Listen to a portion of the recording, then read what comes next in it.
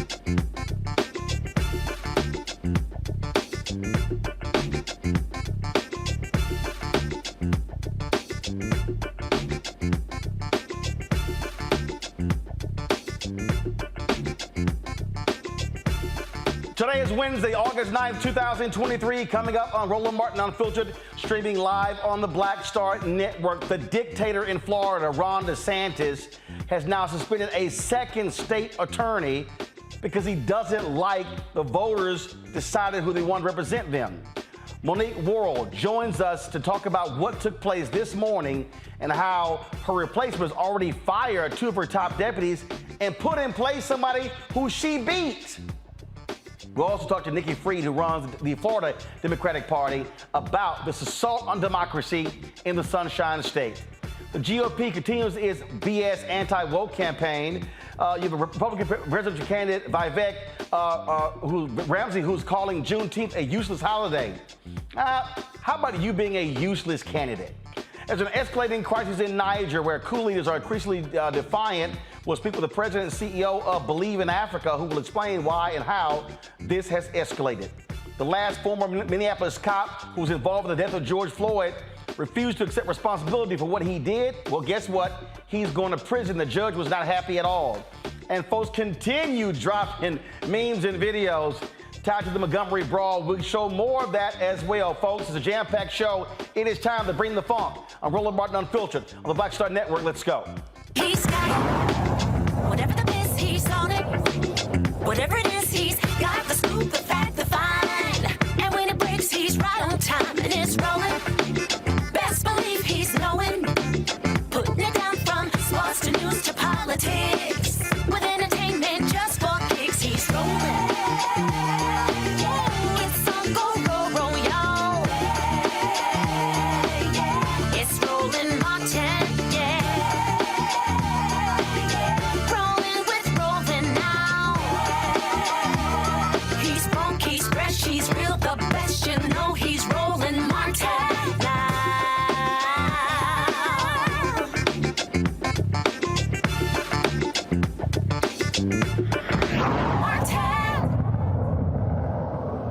Central Floridians woke up this morning with the news of the person who they elected by almost 67% of the vote in 2020 is no longer the state attorney. Why? Because the dictator in Florida, Ron DeSantis, has suspended Monique Worrell from her position. Why? Well, he claims that she wasn't doing her job. She wasn't prosecuting crimes. Listen to this BS he said today. The state of Florida is a law and order state, and that means we support the men and women who wear the uniform, who protect and serve. It means we have strong policies to hold criminals accountable for their misconduct. Prosecutors have a duty to faithfully enforce the law. One's political agenda cannot trump this solemn duty. Refusing to faithfully enforce the laws of Florida puts our communities in danger and victimizes innocent Floridians. Accordingly, I am today announcing the suspension of State Attorney Monique Worrell from the 9th Judicial Circuit effective immediately. I'm appointing Judge Andrew Bain to take over as State Attorney for the 9th Judicial Circuit. Judge Bain is currently a judge in Orlando. He is a native Floridian. He attended University of Miami, where he played football, and he received his law degree from Florida A&M Law School. And I trust that he will be a prosecutor that faithfully enforces the law and will keep the communities of Central Florida safe. Monique Worrell's administration of criminal justice in the 9th Circuit has been clearly and fundamentally derelict so as to constitute both neglect of duty and incompetence. The policies or practices listed in our executive order suspending her that constitutes the grounds of suspension are as follows. One, a pattern or practice to avoid minimum mandatory sentences for gun crimes. Pattern or practice to avoid minimum mandatory sentences for drug trafficking offenses. Pattern or practice allowing juvenile offenders to avoid serious charges and incarceration altogether. Pattern or practice to avoid valid and applicable sentencing enhancements. Pattern or practice limiting charges for child pornography. Pattern or practice for seeking withholding of adjudication in situations not permitted under Florida law. If you want to see someone who is arrogant and shameless, it is Ron DeSantis. He says politics not involved. Every action he has taken is directly tied to politics. Remember, he suspended Andrew Warren last year. Warren lost his case to be reinstated in June. Again, now he's claiming that, Worrell is not doing her job, even though what she was doing is what she ran on, and the voters clearly said they wanted to see that. Monique Worrell joins us right now from Orlando. Glad to have you here on Roland Martin Unfiltered. You said in your news conference today, y'all have been waiting for this to happen. Yeah, good evening, Roland. Thanks for having me. It's good to be back with you. And this is the day that we've been waiting for. It's the day that we've been talking about for months now. And so he lays out, all blah, blah, blah, blah. Oh, you're not doing this, you're not doing that. And he actually says incompetence. But the things that you were doing as the state attorney, you ran on. So it seems as if Central Floridians were fine with that because you got almost 67% of the vote. You dusted your opponent.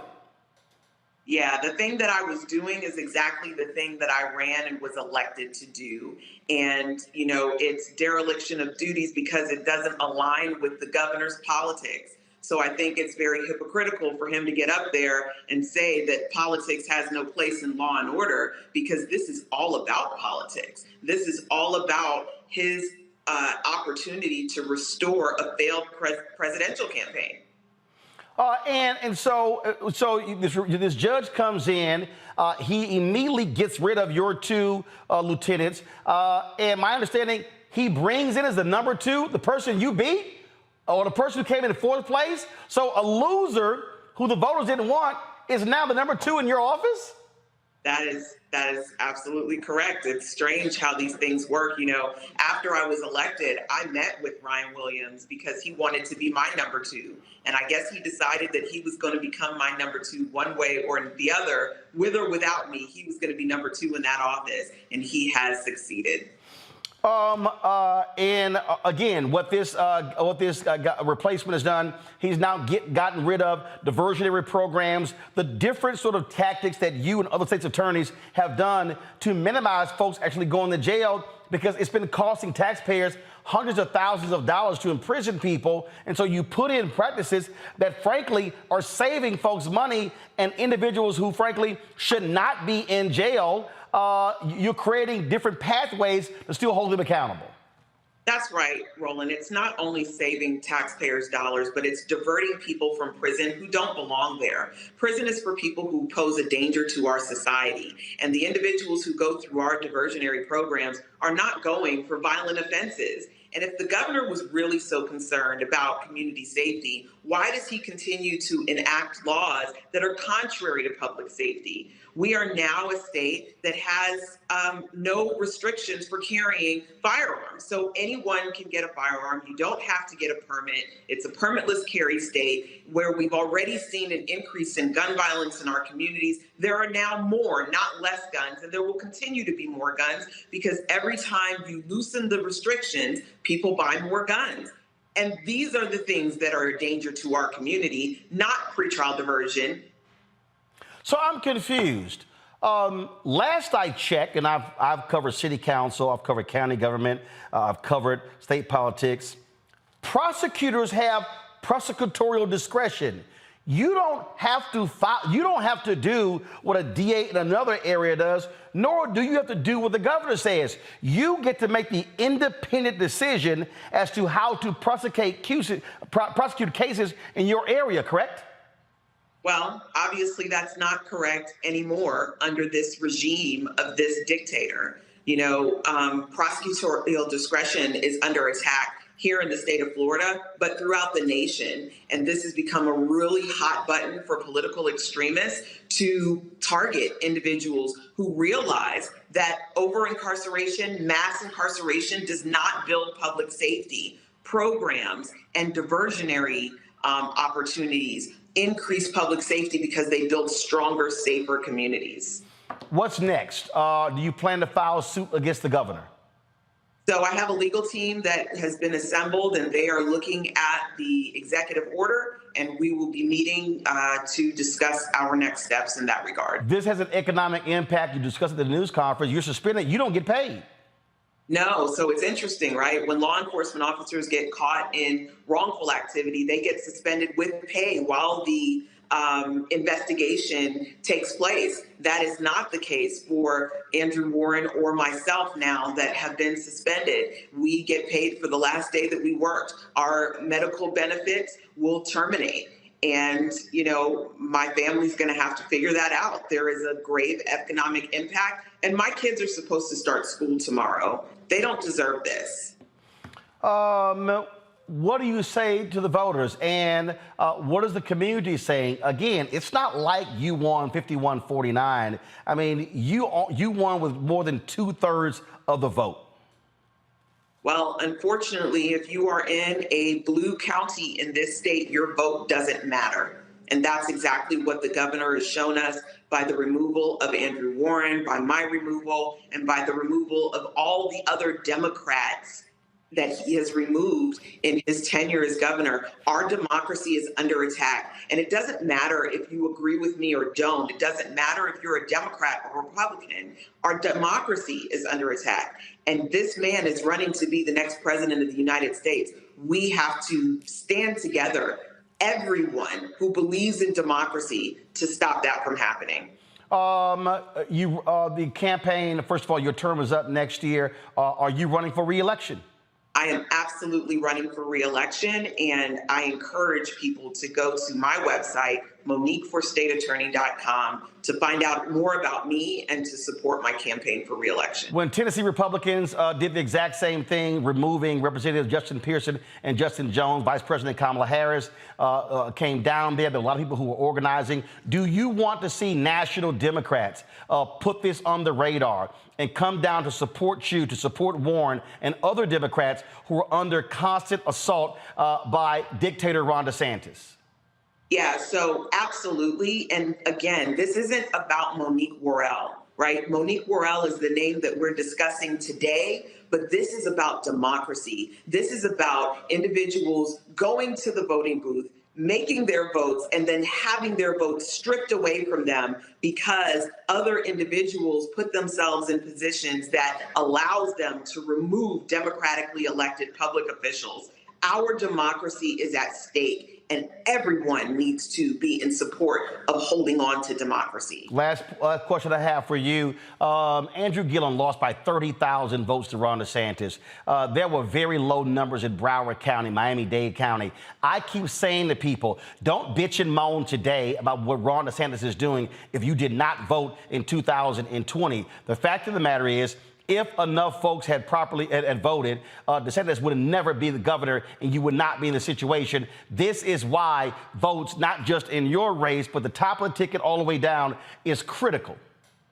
Yeah, I've been telling people elections have consequences, and we are suffering the consequences of our actions in 2020. And we need to remember that as the ballot boxes open again in 2024. And this isn't just about me. It's about what's happened at the federal level. It's about what's happening on the Supreme Court. It's about what's happening here in the state of Florida. We are suffering the consequences of our actions, and we dare not do that again. Monique, we appreciate you joining us. Keep us abreast of what happens down there. It is shameful that you have to go through this, but this is the kind of stuff that we've seen, whether it's the attacks on CRT, the attacks on DEI, the attacks on professors. At the end of the day, what you have is you have an absolute dictator there, a person who also drew his own congressional districts, cutting in half the black representation in Florida as well. And I would say to anybody African-American and anybody else who's not African-American, if you don't like this, you cannot sit at home and be quiet. That's right. It's time to stand, because if we don't, we're going to lose what our ancestors have fought and died for. All right. Well, Nick, we appreciate it. Thanks a lot. Thank you. Folks, going to a break. We come back. We'll talk to Nikki Fried, who runs the Democratic Party in Florida. We'll talk to my panel as well. Folks, you're watching Roland Martin Unfiltered on the Black Star Network. Be sure to hit that like button on YouTube. Also, download the Black Star Network app, Apple phone, Android phone, Apple TV, Android TV, Roku, Amazon Fire TV, Xbox One, Samsung Smart TV. Your dollars make it possible to do this, to cover these type of stories. Please support us in what you do. Seeing checking money orders, P.O. Box 57196, Washington, D.C. 20037-0196. Cash App, $RM Unfiltered. PayPal, R Martin Unfiltered. Venmo is RM Unfiltered. Zelle, Roland at RolandSMartin.com. Roland at RolandMartinUnfiltered.com. Be sure to get a copy of my book, White Fear, How the Browning of America is Making White Folks Lose Their Minds. Folk like Ron DeSantis. Get it at Ben Bella Books, Amazon, Barnes & Noble, Books A Million, Target. Download your copy on Audible. We'll be right back.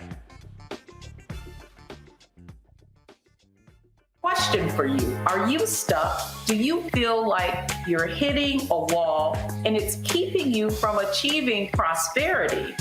Well, you're not alone. On the next Get Wealthy with me, Deborah Owens, America's Wealth Coach, you're going to learn what you need to do to become unstuck and unstoppable. The fabulous author Janine K. Brown will be with us, sharing with you exactly what you need to do to finally achieve the level of financial success you desire through your career. Because when I talk about being bold in the workplaces, I'm talking about that inner boldness that you have to take a risk, to go after what you want, to speak up when others are not. That's right here on Get Wealthy, only on Black Star Network.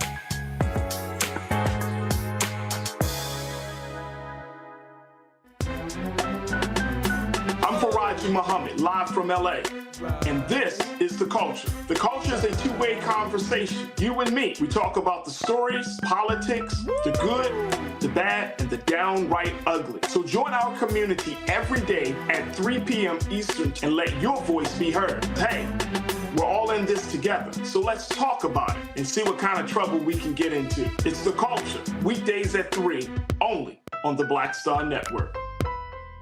This week on The Black Table with me, Greg Carr, reparations. Is it finally time? Two of the country's foremost authorities on the subject will join me to try to answer that very question. A powerful installment of The Black Table with me, Greg Carr, right here, only on the Black Star Network. Hello, I'm Paula J. Parker. Truly proud on the Proud Family, Louder and Prouder on Disney+. And you're watching Roland Martin Unfiltered.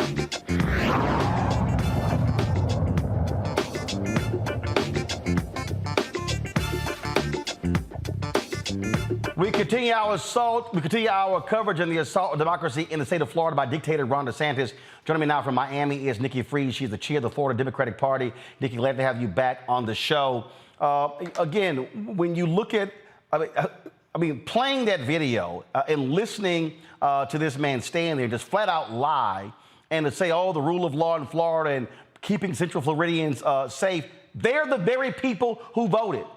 They voted in the exact same election where he got reelected, and they voted for her. They rejected the person who he endorsed. So they wanted the person who they put in office. That's right. And this is a true assault on democracy. And let's also be really realistic here. He targeted her. It wasn't like the community, came to him with all of these complaints. It wasn't like law enforcement were coming to him. He intentionally targeted Monique. He asked for public records requests of all of her cases and trying to make an example out of her. And the reality is that the people in that central part of our state wanted Monique and wanted her policies. And as a past public defender, you wanted a state attorney that was willing to work in the communities and understand that this is a partnership in protecting our communities. It is not one way or the highway. And this is a direct attack on democracy. And this is why we're fighting back here in our state against this guy. And not only that, this is, losers lose. That's the real deal. Losers lose. You don't get to lose and then go, okay, you know what? Screw it. I'm going to throw out the winner and then bring in the person of my own liking, including the person who she crushed. Yep. Absolutely. And let's also, Ron DeSantis is never going to be president of the United States. And so you have seen for the entire summer, his numbers plummeting, not only in the country, but you're also seeing it here in the state of Florida. He is underwater in Florida. If he was to run for reelect today, he would lose in the state of Florida.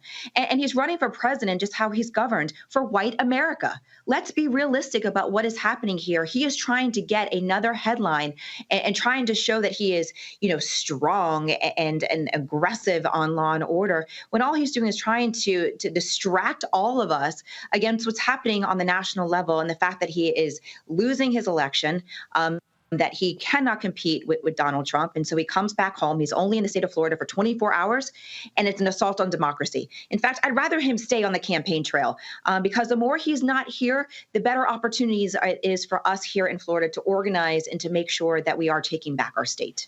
You said he's targeting white Americans. No, he's targeting white conservative Americans. What you're seeing in this country, and I keep saying this to young white voters who are progressive, do understand, voter suppression ain't just about black people and Latinos. It's about folks in college campuses. We saw what happened yesterday in Ohio, where they struck down this initiative where Republicans wanted to increase the threshold to pass a referendum. Same thing, they got crushed all across the state. Ohio State, 98% of the people on that campus voted against it. And so I look at Texas, 75% of young people 30 and under did not vote in the 2022 election. There has to be a wake-up call to young voters to say you cannot let this kind of individual stay in office, whether it's DeSantis in Florida or Abbott in Texas.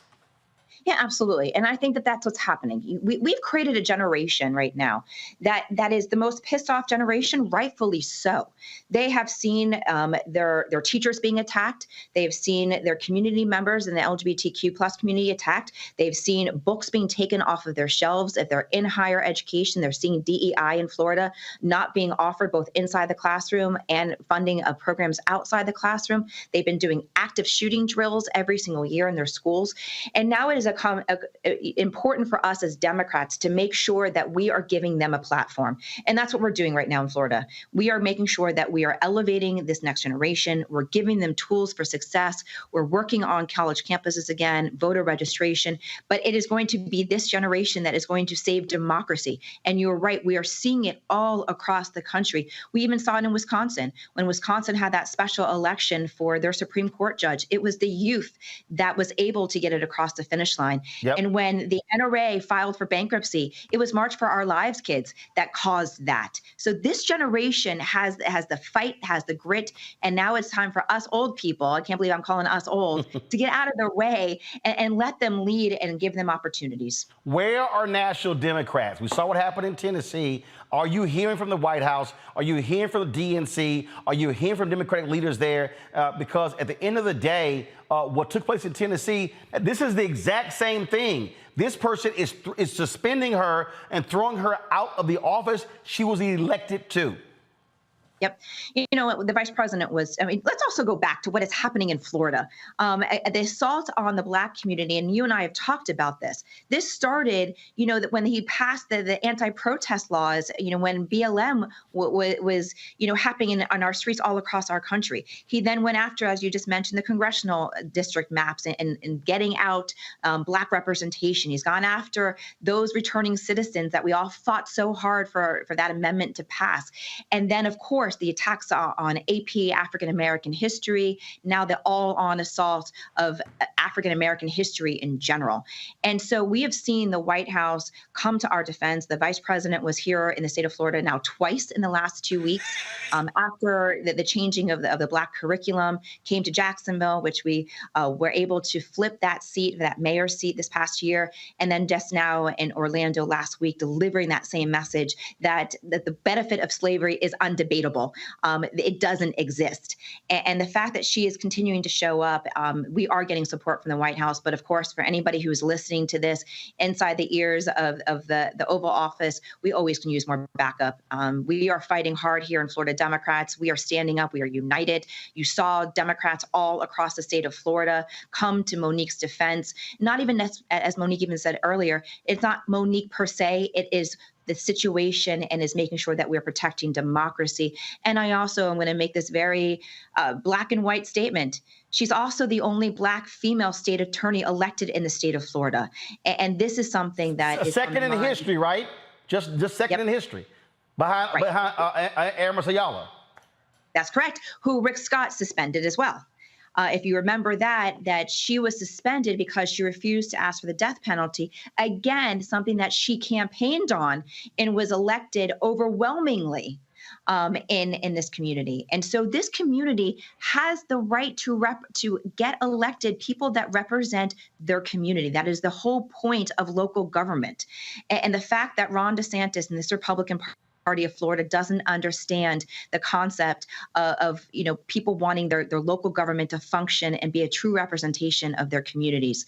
We are moving backwards in Florida, and I know that we are going to continue to fight back. Last question for you. Are you seeing on the ground, are you seeing an increase in mobilization, organization among African Americans, among Black men and Black women, among Latinos? Democrats have had a hell of a problem in Florida reaching the Latino community, which is stratified, different from a lot of other places. You know, is this happening?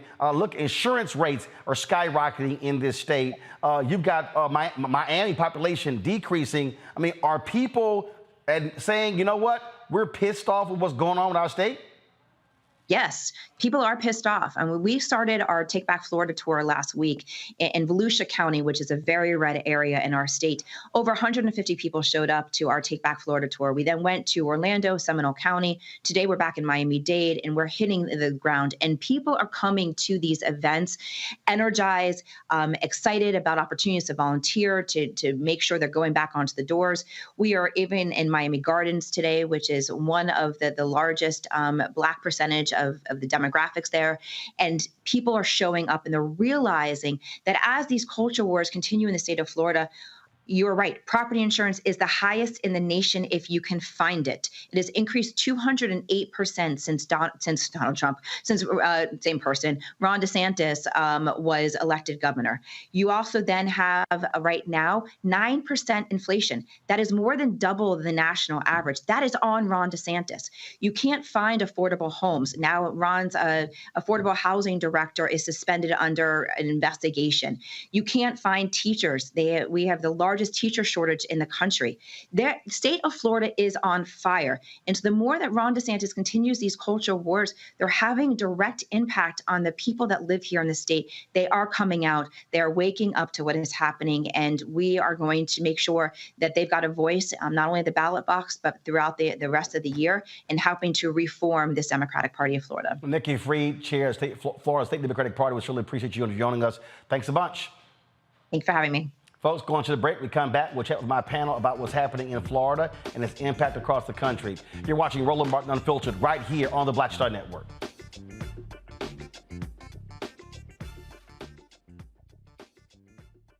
hatred on the streets. A horrific scene, a white nationalist rally that descended into deadly violence.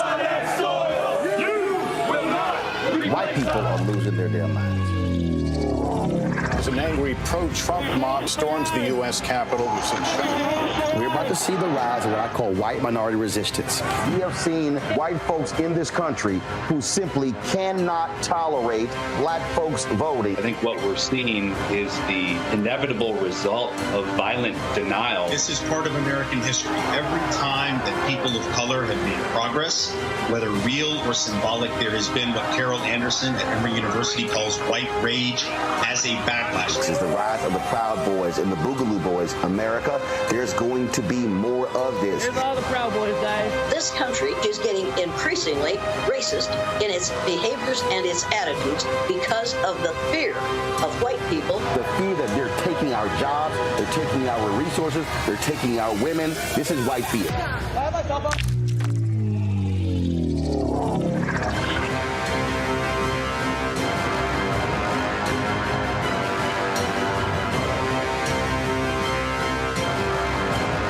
Next on The Frequency with me, Dee Barnes. The poetess, Felicia Morris, is in the house. She's an MC, a recording artist, a hip-hop historian, broadcast journalist, and an entrepreneur. The advantages was I got to do an album and hear my music on the radio and travel around the country with a major label. I was label mates with Tupac and Marky Mark and the Funky Bunch. Welcome, The Poetess, right here on The Frequency in the Black Star Network.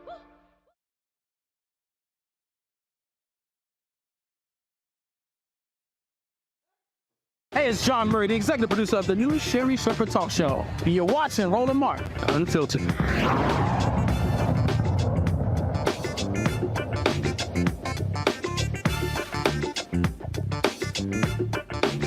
Let's get right to it. Our panel, Ralph Portillo, host, People, Passion, Politics, News and Talk 1380 WAOK in Atlanta. Rebecca Carruthers, Vice President, Fair Election Center out of D.C. A. Scott Bolden, attorney, also former chair of National Bar Association and D.C. Chamber of Commerce, PAC, out of D.C. Glad to have all three of you here. Let's get right to it.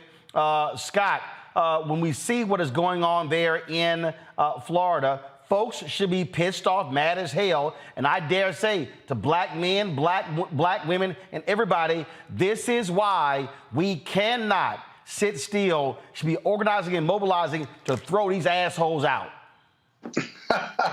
You're always so colorful, Roland, and I don't disagree. I'm also direct. Yeah, that too. Let me tell you something. What's amazing about this is part of a broader onslaught on black female prosecutors.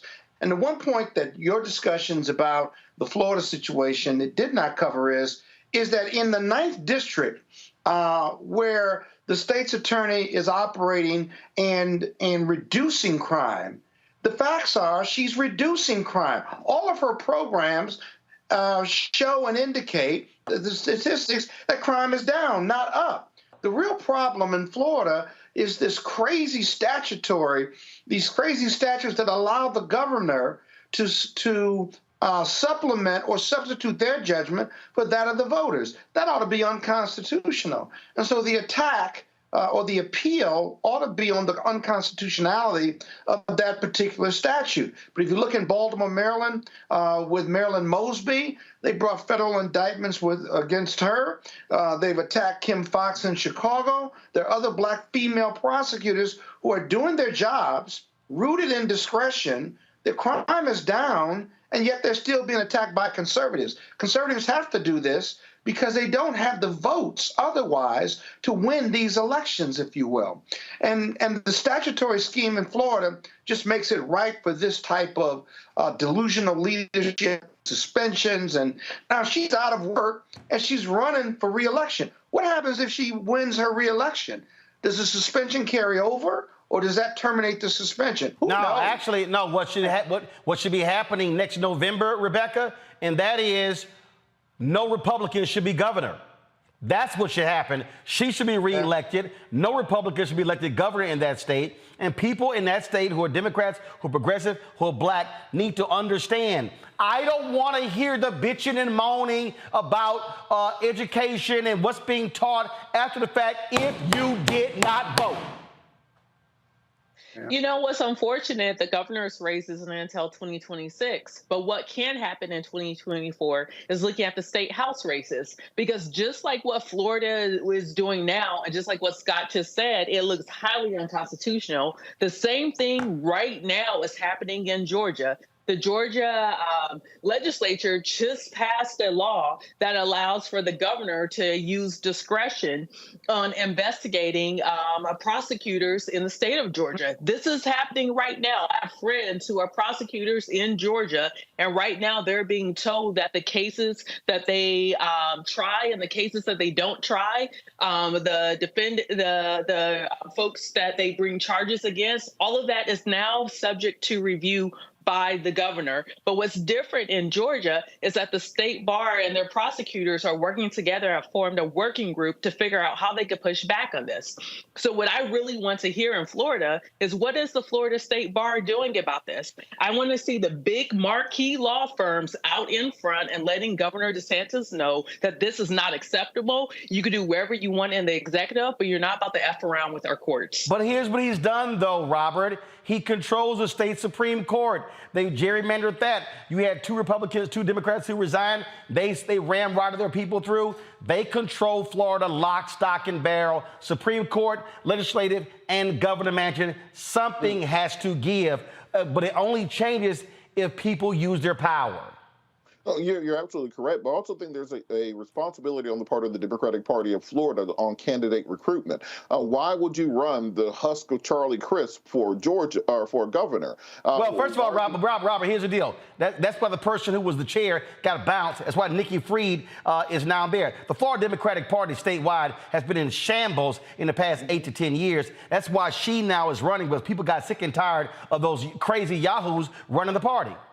And that's exactly the point that I think we have to make. If you look at Georgia and Florida, often our politics run very similarly. But since 2018, they've been going in very divergent directions. Why? Because Georgia, our candidate recruitment. We recruited people like Raphael Warnock to run for Senate, people like John Ossoff to run for Senate, Stacey Abrams to make 2 runs for the governor's mansion. And because of that strong showing and the grassroots efforts that have been put in place in order to enfranchise more voters, we've had a Republican Party that has become more balkanized in many ways, but also that's had to start acquiescing to some of the interests of minority communities. I think that if you have a robust voter turnout effort, if you register people to vote, if you get candidates to really motivate people to turn out, if you have policies to get young people and African Americans and Latinos united against this culture where the Ron DeSantis is running, you can absolutely take over that state piece by piece. And the point of the election being in 2026, that means that there's plenty of time to ramp up. After Ron DeSantis loses by 50 or 60 points in this Republican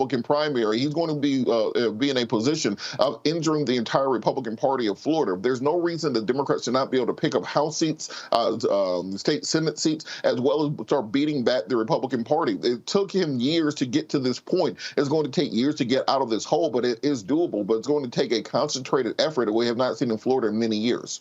Look, Scott, the state has been in an absolute mess over the last decade.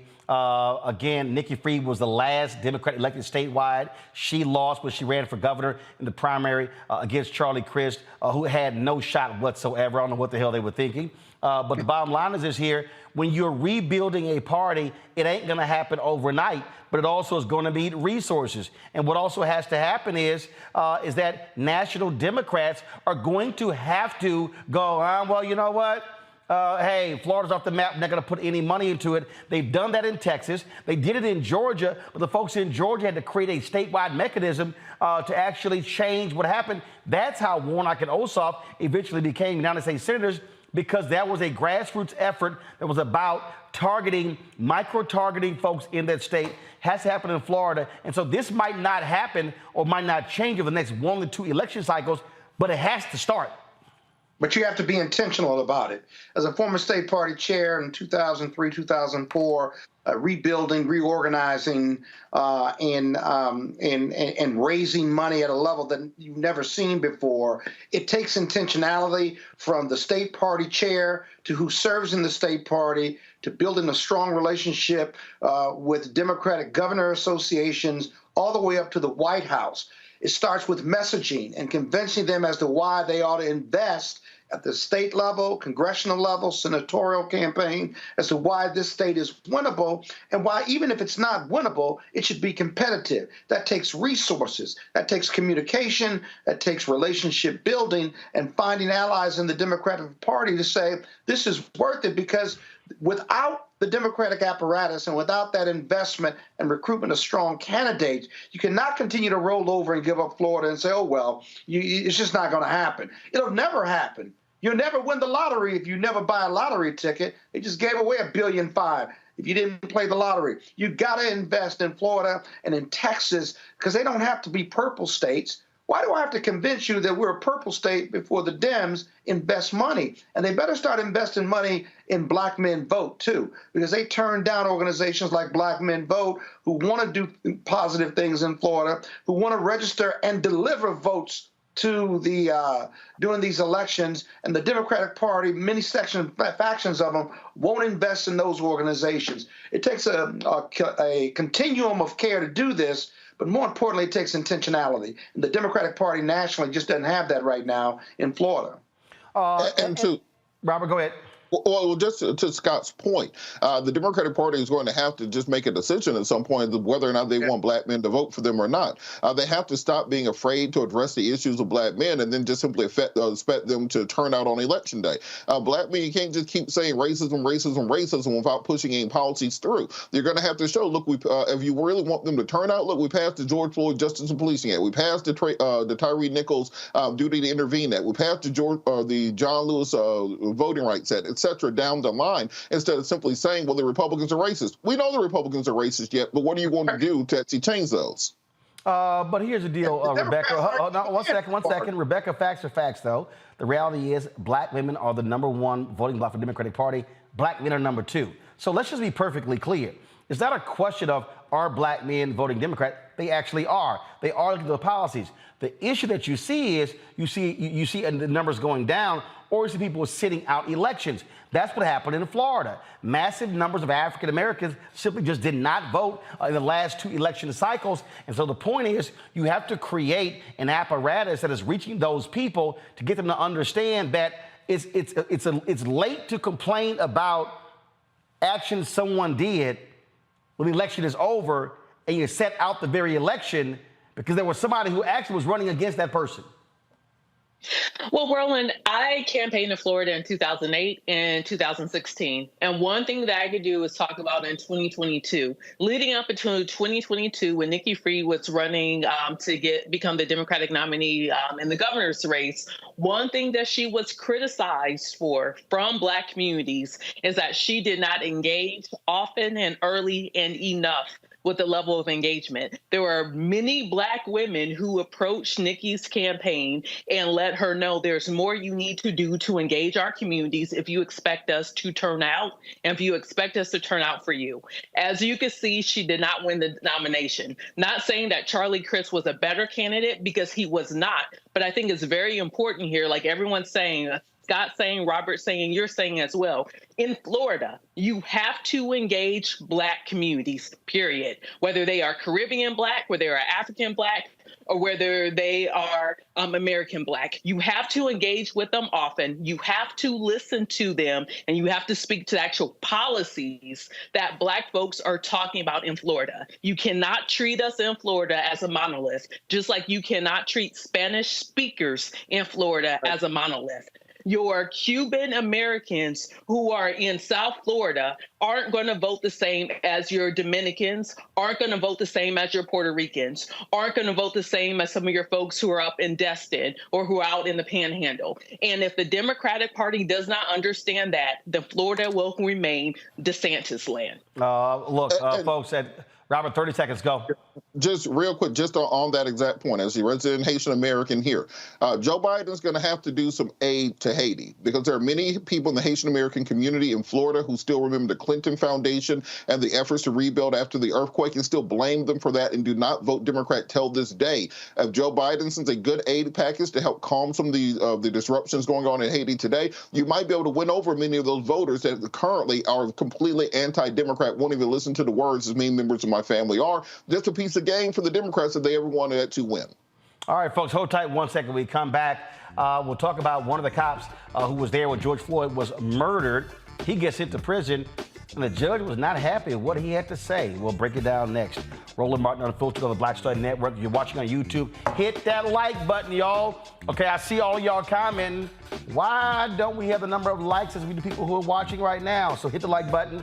Also, download the Black Star Network app, Apple phone, Android phone, Apple TV, Android TV, Roku, Amazon Fire TV, Xbox One, Samsung Smart TV. Your dollars are critically important for us to do the work that we're doing, folks. Listen, my advertising people were in New York today, meeting with the Group M agency.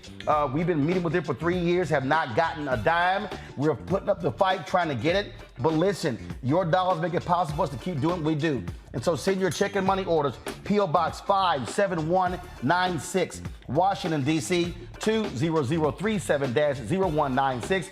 Cash App, $RM Unfiltered. PayPal, R Martin Unfiltered. Venmo is RM Unfiltered. Zelle, Roland at RolandSMartin.com, Roland at RolandMartinUnfiltered.com. And be sure to get a copy of my book, White Fear, How the Browning of America It's making white folks lose their minds. Folks, book proceeds go right back to this show. We make it possible, again, to cover the news that matters. And so get it at all available bookstores. You can get it online, Amazon, Barnes & Noble. You can also get it at Target, Books A Million. And so, again, we're out making this thing possible, doing the best that we can. And so nobody's doing what we're doing. I'm telling you right now, you don't see this type of focus in any of these different other sites. They're not out here working as we are, giving you the kind of coverage, 5 hours of live news a day. Speaking of white fear, folks, I'm going to be in Birmingham. I got to give a speech there on Saturday. Black Alabamians for Education, but I'm going to also be there Friday. And so I want y'all to join me in Birmingham. Do me a favor. Come to the Harambe Room. My frat brothers, they own that. 1815 4th Avenue North. We're going to be there Friday, this Friday, 6 to 8 p.m. Send an RSVP. Look, I'm bringing 500 books to Birmingham in my speech on Saturday. It's going to be running out. So if you want to be sure to get your copy, an autographed copy, send an RSVP. It's free to open to the public. info@RolandSMartin.com. Spread the word. I'm in Birmingham. I'm back in Birmingham Friday for a book signing for White Fear at the Harambe Room, 1815 4th Avenue North, taking place from 6 to 8 p.m. All right, folks, I'll be right back. I'm Faraji Muhammad, live from LA.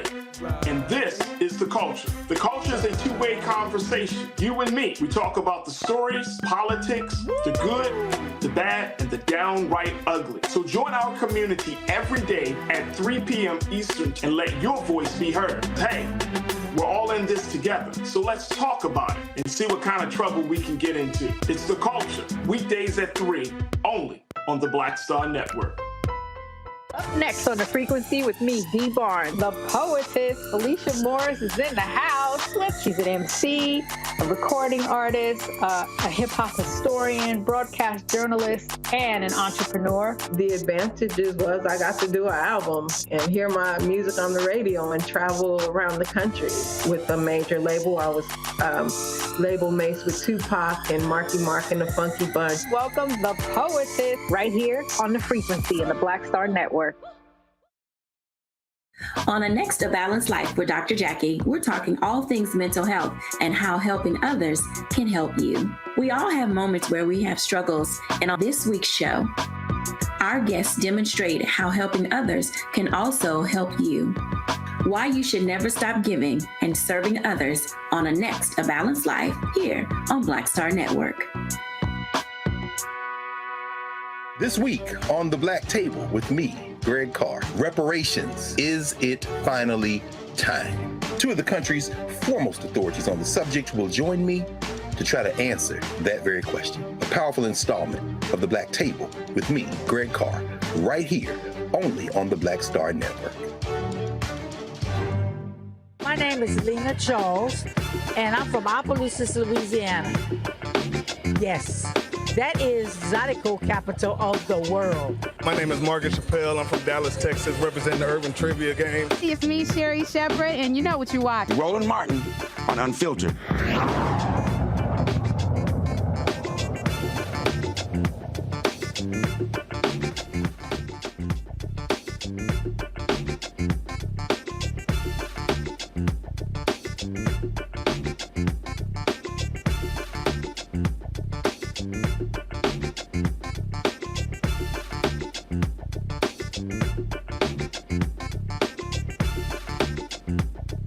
All right, folks, we're going to be breaking down Montgomery.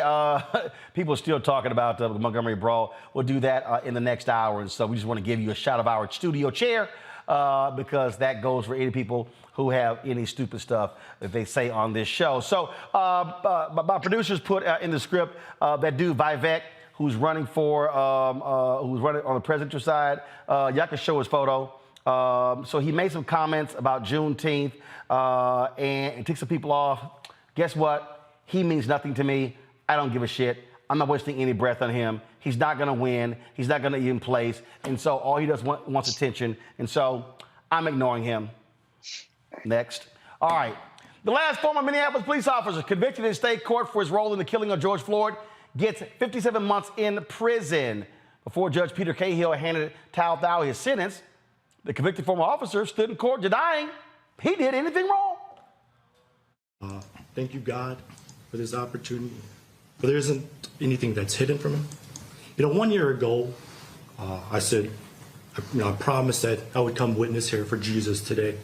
And that's what I'll do. Obviously, on that day, I didn't intend on doing any malice or anything like that, or try to hurt anyone.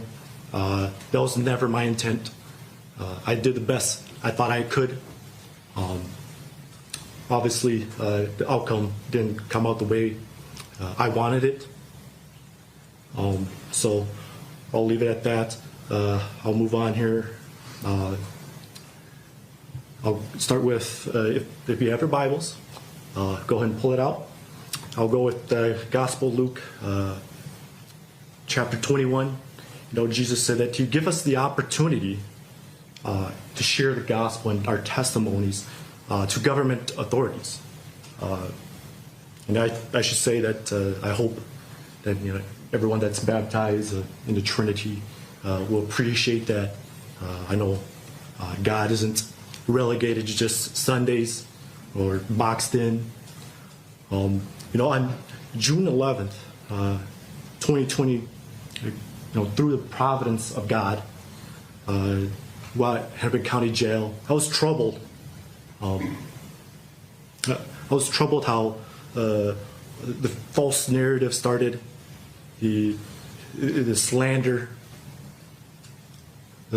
how as a police officer, you try to go in initially as a fact-finding type investigation, and I merely saw a narrative type investigation, and that deeply disturbed me.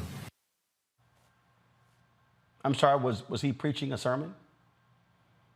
Well, Judge Cahill, let's just say, didn't take too kindly to Thao's preaching. Mr. Thao,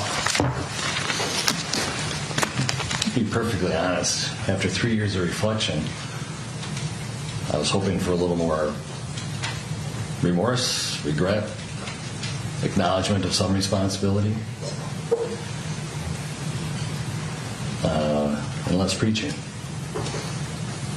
And I'm not going to rehash all the facts from my order, which I found that the things you did and the things you didn't do make you guilty of this crime. I'm not going to rehash all that. Suffice it to say that I think your culpability is less than Mr. Chauvin, but well above Mr. King and Mr. Lane as an experienced senior officer who was in the best position to save George Floyd. Accordingly, it's my belief that a sentence at the top of the range would be condign punishment.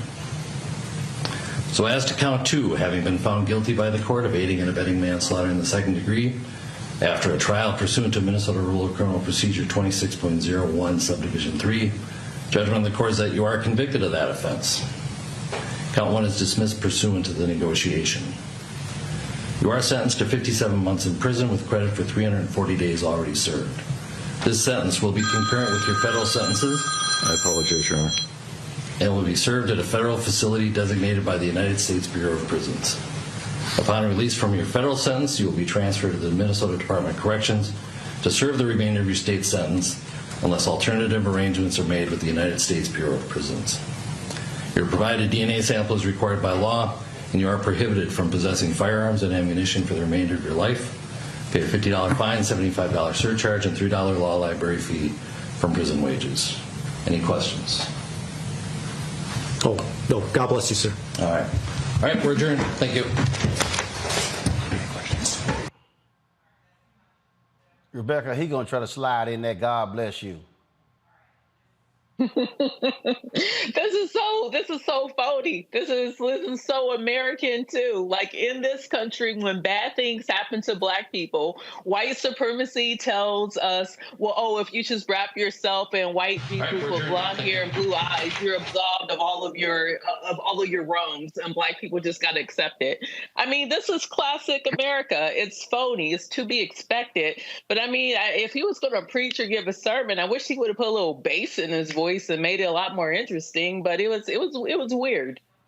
Scott, you stood next to a lot of guilty people. Yes, you have. Yes.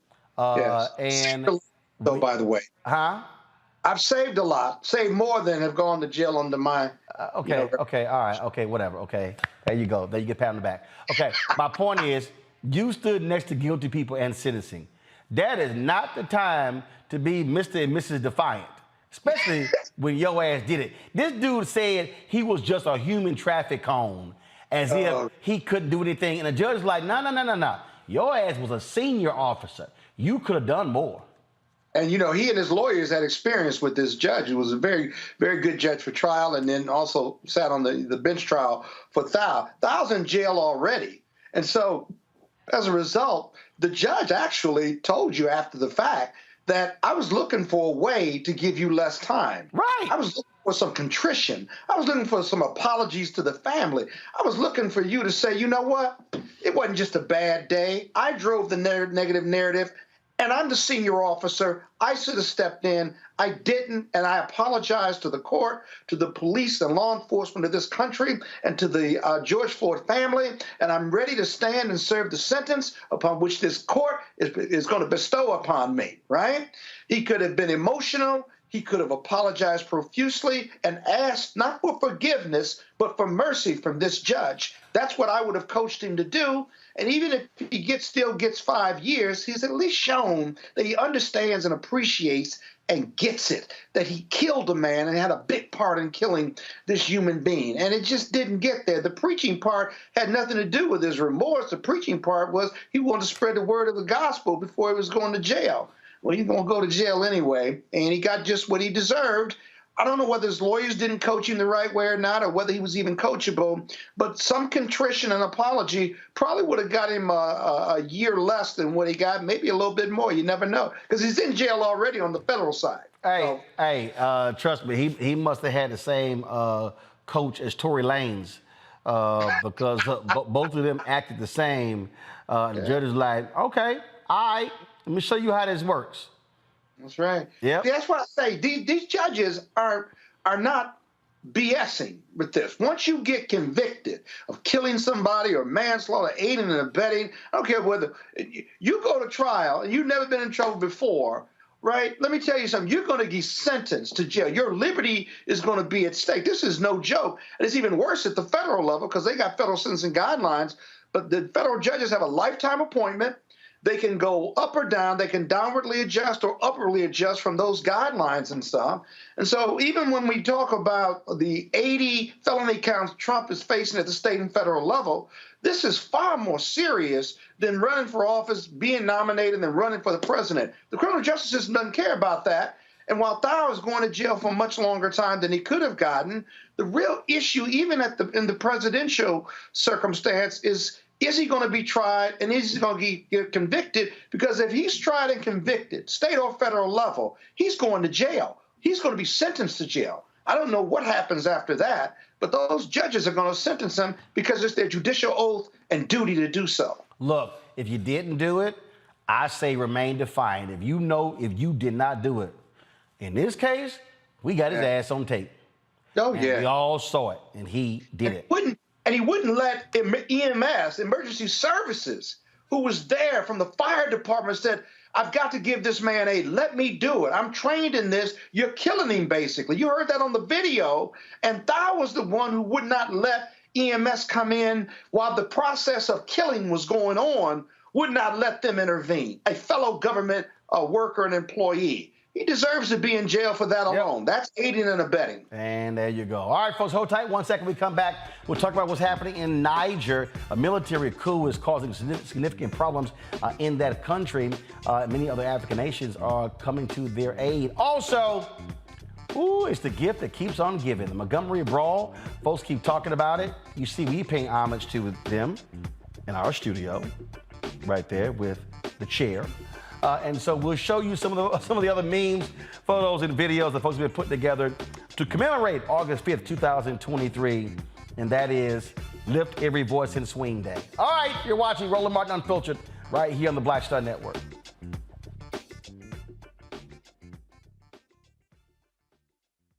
Hatred on the streets, a horrific scene, a white nationalist rally that descended into deadly violence. White people are losing their damn minds. As an angry pro-Trump mob storms the U.S. Capitol, we've seen shooting. We're about to see the rise of what I call white minority resistance. We have seen white folks in this country who simply cannot tolerate black folks voting. I think what we're seeing is the inevitable result of violent denial. This is part of American history. Every time that people of color have made progress, whether real or symbolic, there has been what Carol Anderson at Emory University calls white rage as a backlash. This is the rise of the Proud Boys and the Boogaloo Boys. America, there's going to be more of this. Here's all the Proud Boys, guys. This country is getting increasingly racist in its behaviors and its attitudes because of the fear of white people. The fear that they're taking our jobs, they're taking our resources, they're taking our women. This is white fear.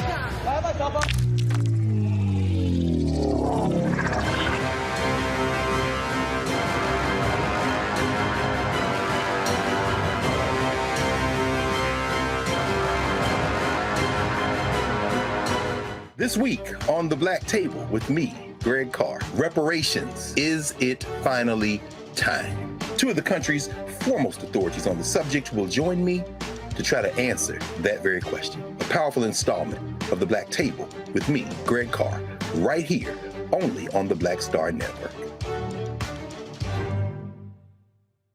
Hello, I'm Jamia Pugh. I am from Coatesville, Pennsylvania, just an hour right outside of Philadelphia. My name is Jasmine Pugh. I'm also from Coatesville, Pennsylvania. You are watching Roland Martin Unfiltered. Stay right here.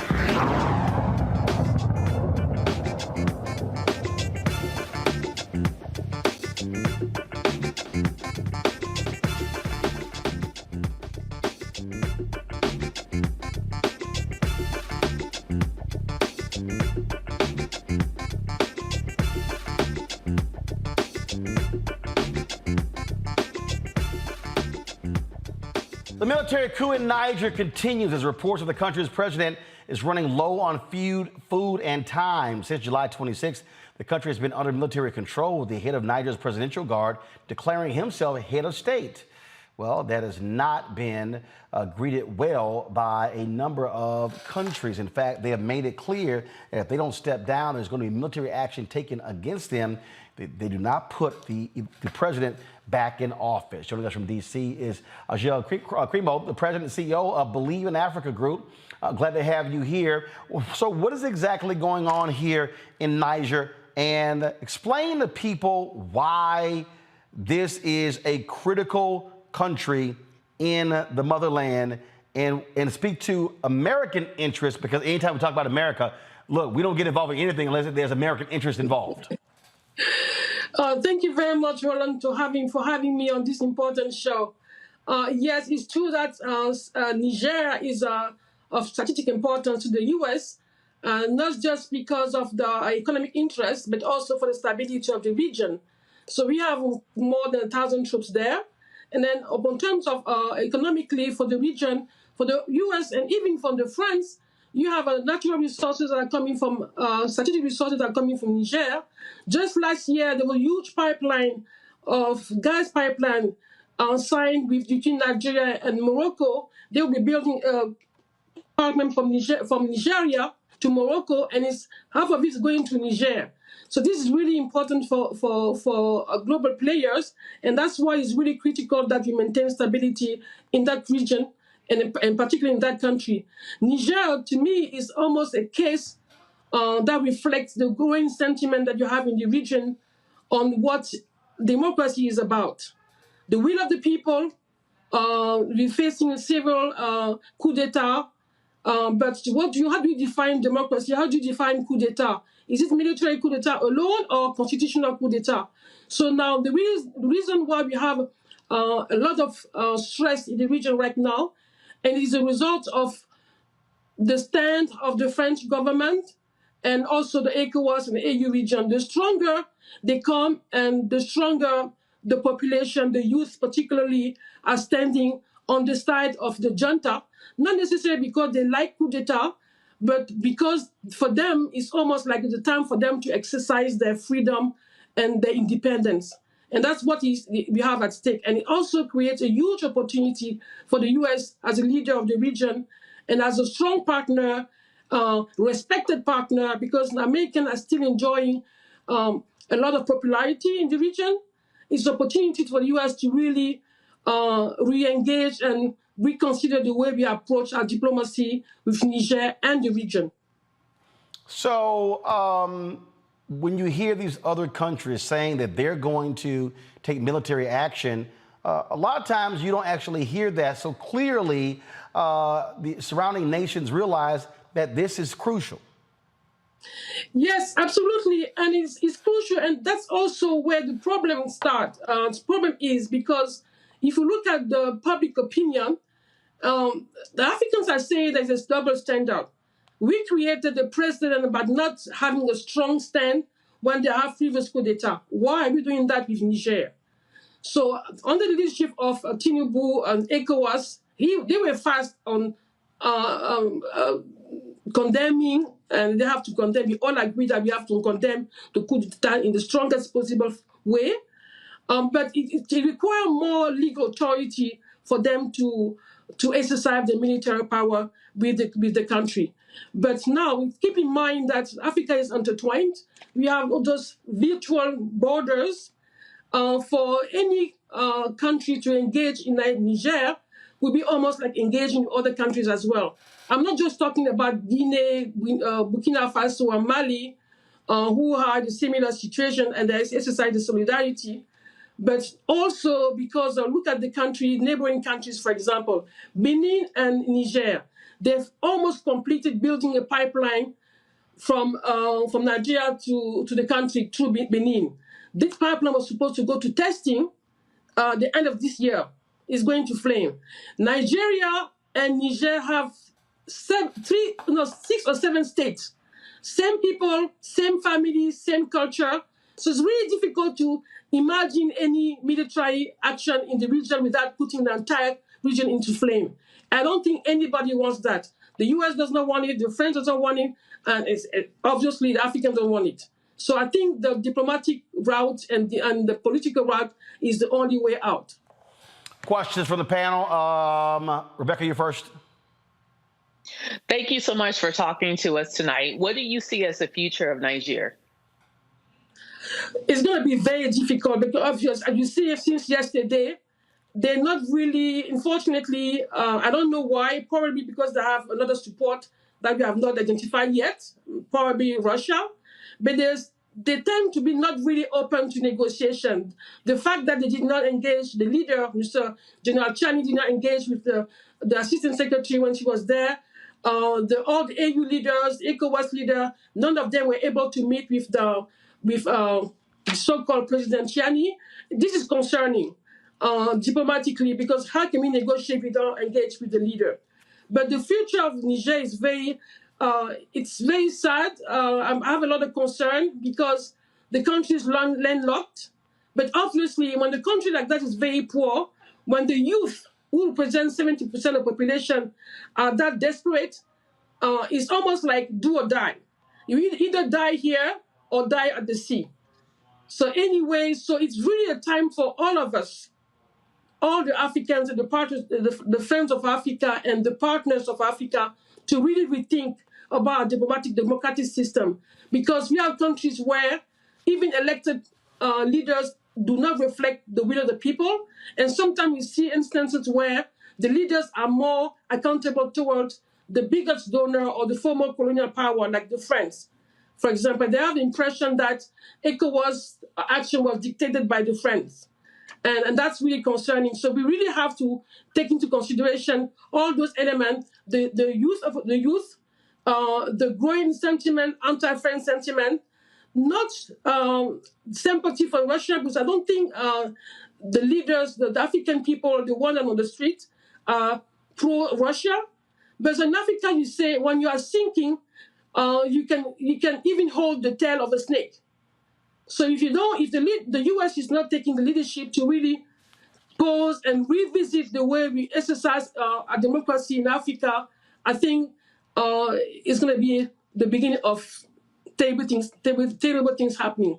And not even a proxy war and the rest, because if you go to the Security Council now requesting a resolution to go to military action in the region, I'm sure Russia and China will oppose it.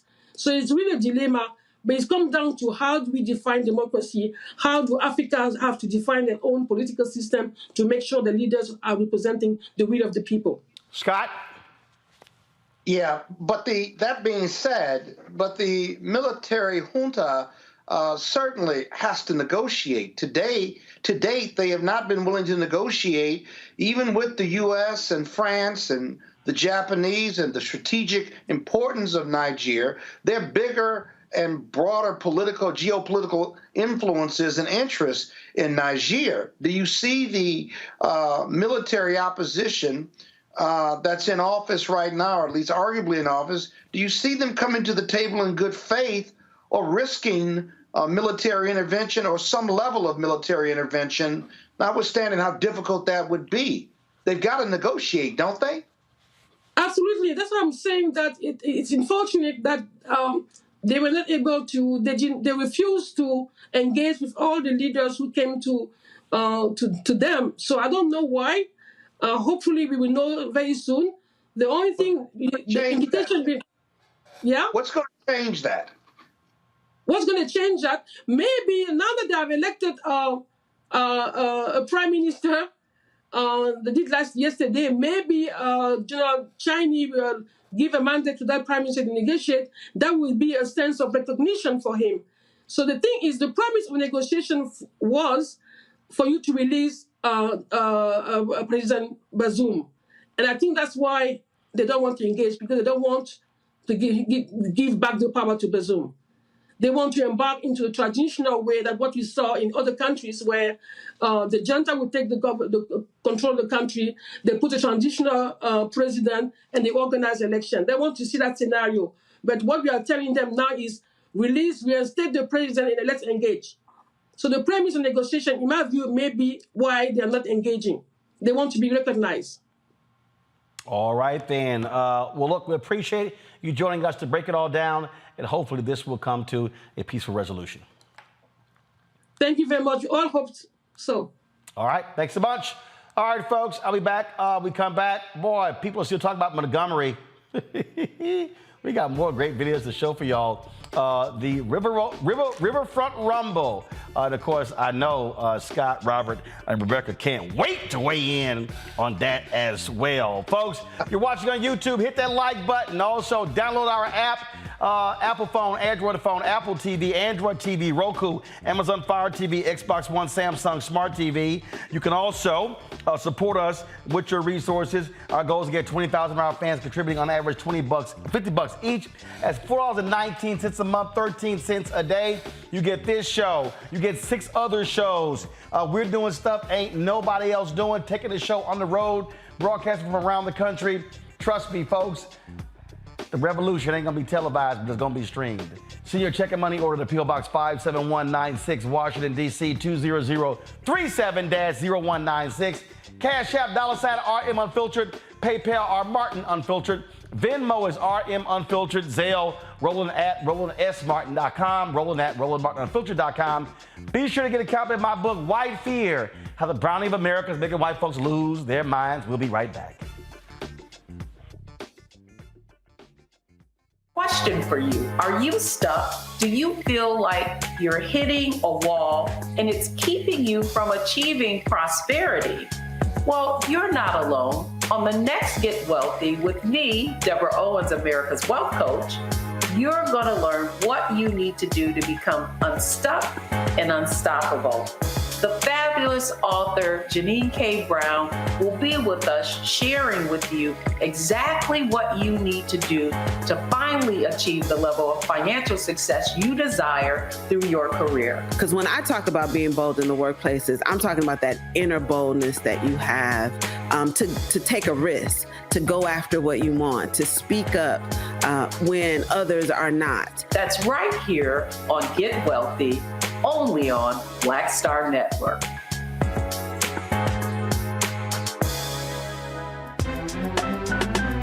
I'm Faraji Muhammad, live from LA. And this is The Culture. The Culture is a two-way conversation. You and me. We talk about the stories, politics, the good, the bad, and the downright ugly. So join our community every day at 3 p.m. Eastern and let your voice be heard. Hey, we're all in this together. So let's talk about it and see what kind of trouble we can get into. It's The Culture, weekdays at 3, only on the Black Star Network.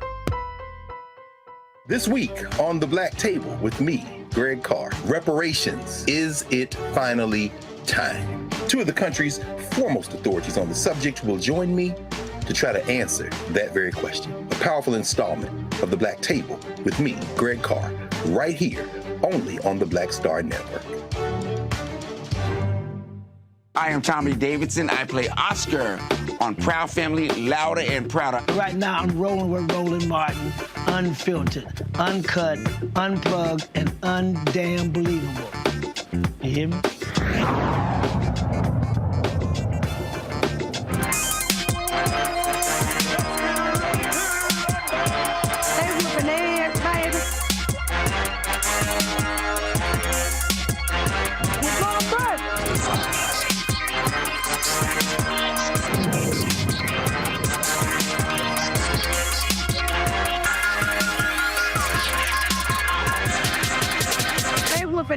Baby.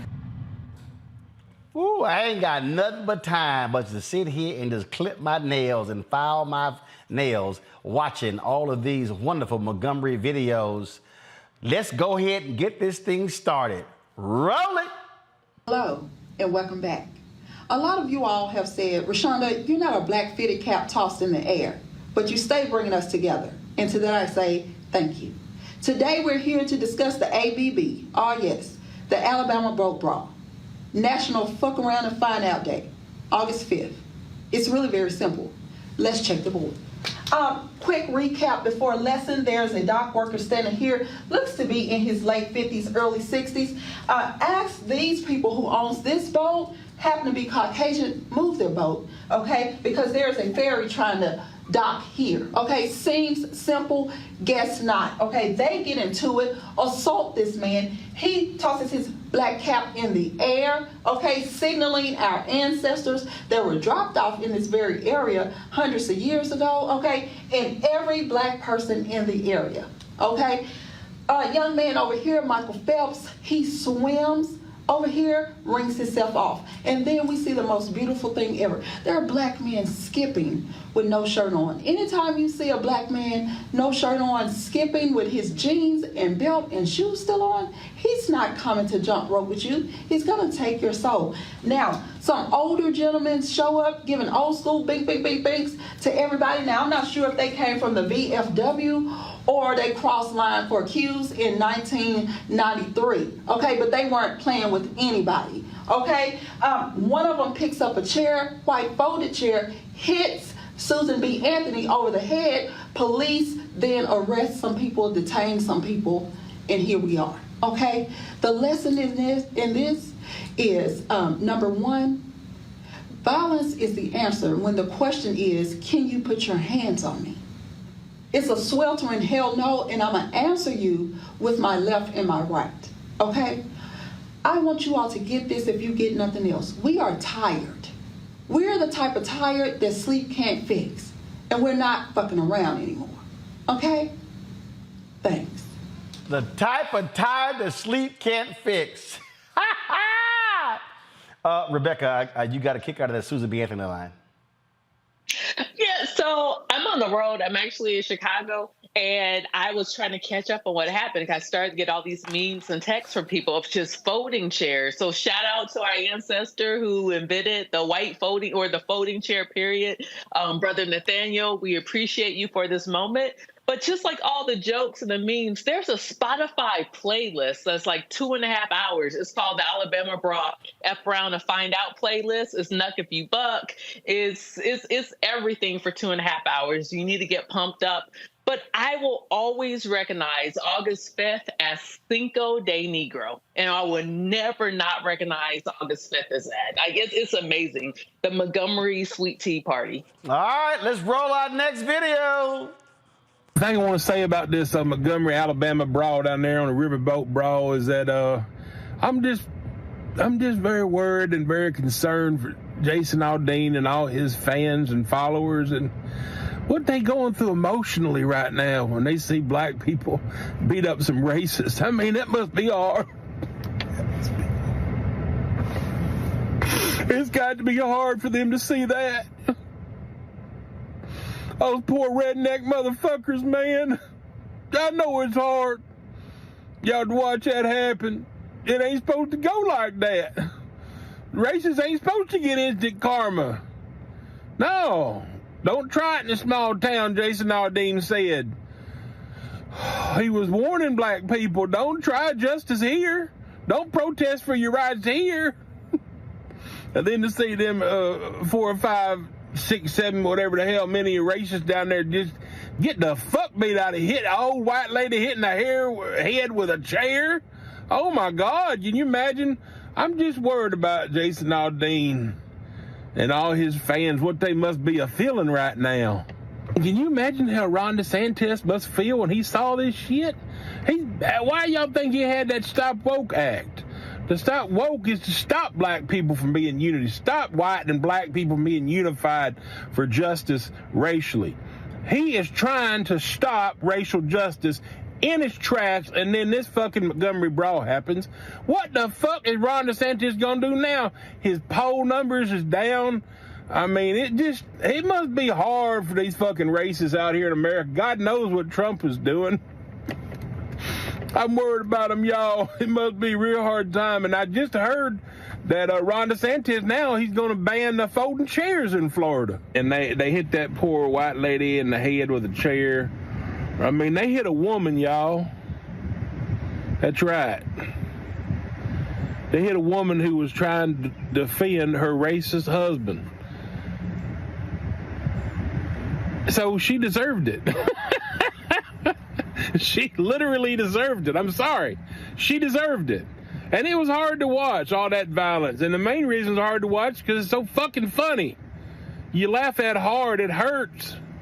But no, seriously, honestly, I was really happy as a white guy to see racists being held accountable, to see an innocent black man attacked by 4 or 5 white guys, and then that fucking instant karma. It was a beautiful day, a historic day, And most importantly, not only just the accountability my man part. said instant karma. I am not a proponent of violence under any circumstances, except extraordinary circumstances, extraordinary times. But what I couldn't get past was, and I'm so glad the brothers came together to do justice, right? But the security guard who told him to move, but what I couldn't get over was there was clearly some conversation between him and the white racists. They threatened each other, and then the brother just looked like, okay, we're going to do this. Let's do this, right? He takes his hat off and tosses it in the air, right? And then squares up in a very defined way. What was the conversation between him and the white boys before they jumped on? The boat. 'Cause he got some punches. Scott, the boat to Harriet, they were waiting for 45 minutes. Right. Man, I'm telling you, it was crazy. That hat is going to sell for $1 million. You got to find that hat. No, right? that's the new black. That's the new black back signal. Shit go down, hat go flying in the air. Let's go. That's called a black 911. Help! That's what that is. All right. We should not be laughing about this. Scott, I know you guys.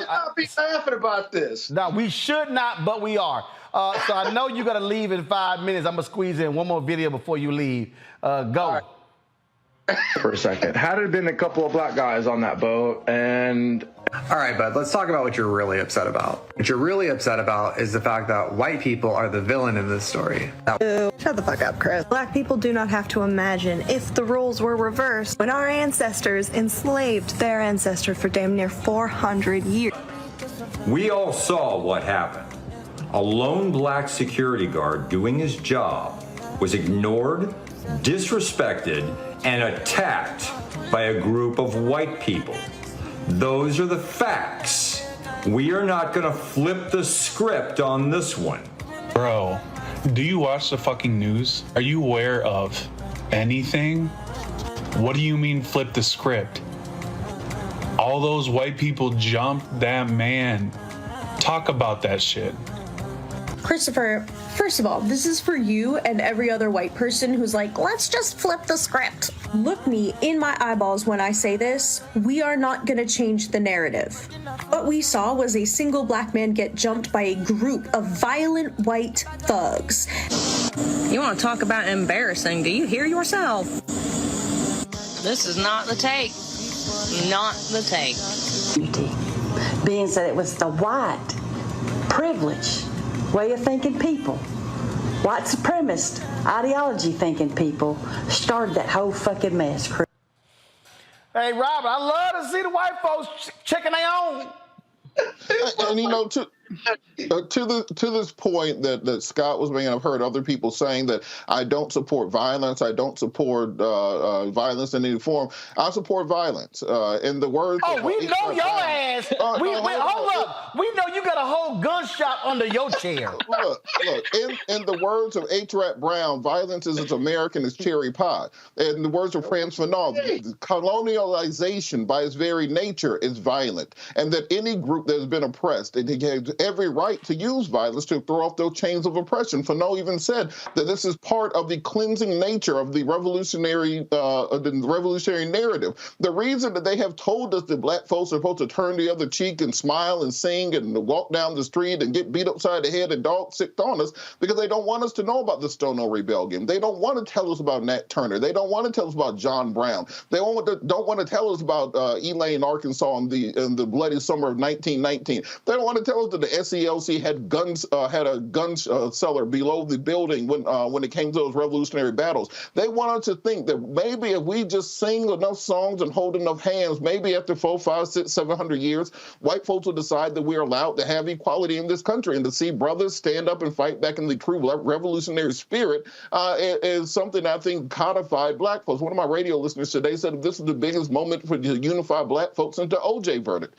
And a big part of that is we need to have this this idea, this conceptualization around that black folks fought for our independence. It was not simply handed to us because we sang songs. We fought for it, and they decided, well, maybe we should talk to Dr. King before these Panthers and the Nation of Islam burn this damn country to the ground. So as I said, violence is as American as cherry pie. Our damn national anthem has rockets and bombs in it. When they're celebrating the creation of America, you don't see them reenact Ben Franklin writing papers. They reenact the Battle of Concord. They reenact shooting and rockets, red glare, the bombs bursting in air. Be part of that tradition of America and understand who we are and what we are. And we are a colonized people working through a decolonization struggle, just as others around the developing world. Scott? Drop the mic. I'm done. Oh, damn. Yeah. That's how you shut you up? I couldn't say it better, baby boy. I couldn't say it better. Shocking. Shocking that Scott is literally quiet. Yeah. Robert has rendered Scott speechless. Oh, my God. Mark this moment in history. It's August 9th. It's August 9th at 7:29 p.m. Eastern. Hell just froze over. Scott, I know you got to go. Thanks a bunch. I appreciate it. Hey, man, appreciate you. Love you guys. Thank you. All right. Y'all, we got more videos. Roll it. We saw what happened in Montgomery. My brothers and my sisters, we saw what happened in Montgomery, where there was 4 white boys and 4 white girls ganging on one black man. And we want you to know that trouble don't last always. Trouble don't last always, because as the young man threw his hat in the air, it seemed like it was the universal sign that I'm going in for the fight. I may get beat up in this fight, but I need your help. And y'all help came running from the east, from the north, from the south, from the west, and from the river, because somebody swam. That's something that you have to know about black people. We gonna talk about you when you act like you done kidnapped yourself, but we will come together when you swing on us. Come on, somebody. Free at last, free at last. Thank God Almighty. I didn't have to pay to watch this fight, because that was better than Spence and Crawford, but that was a knockout in the first round.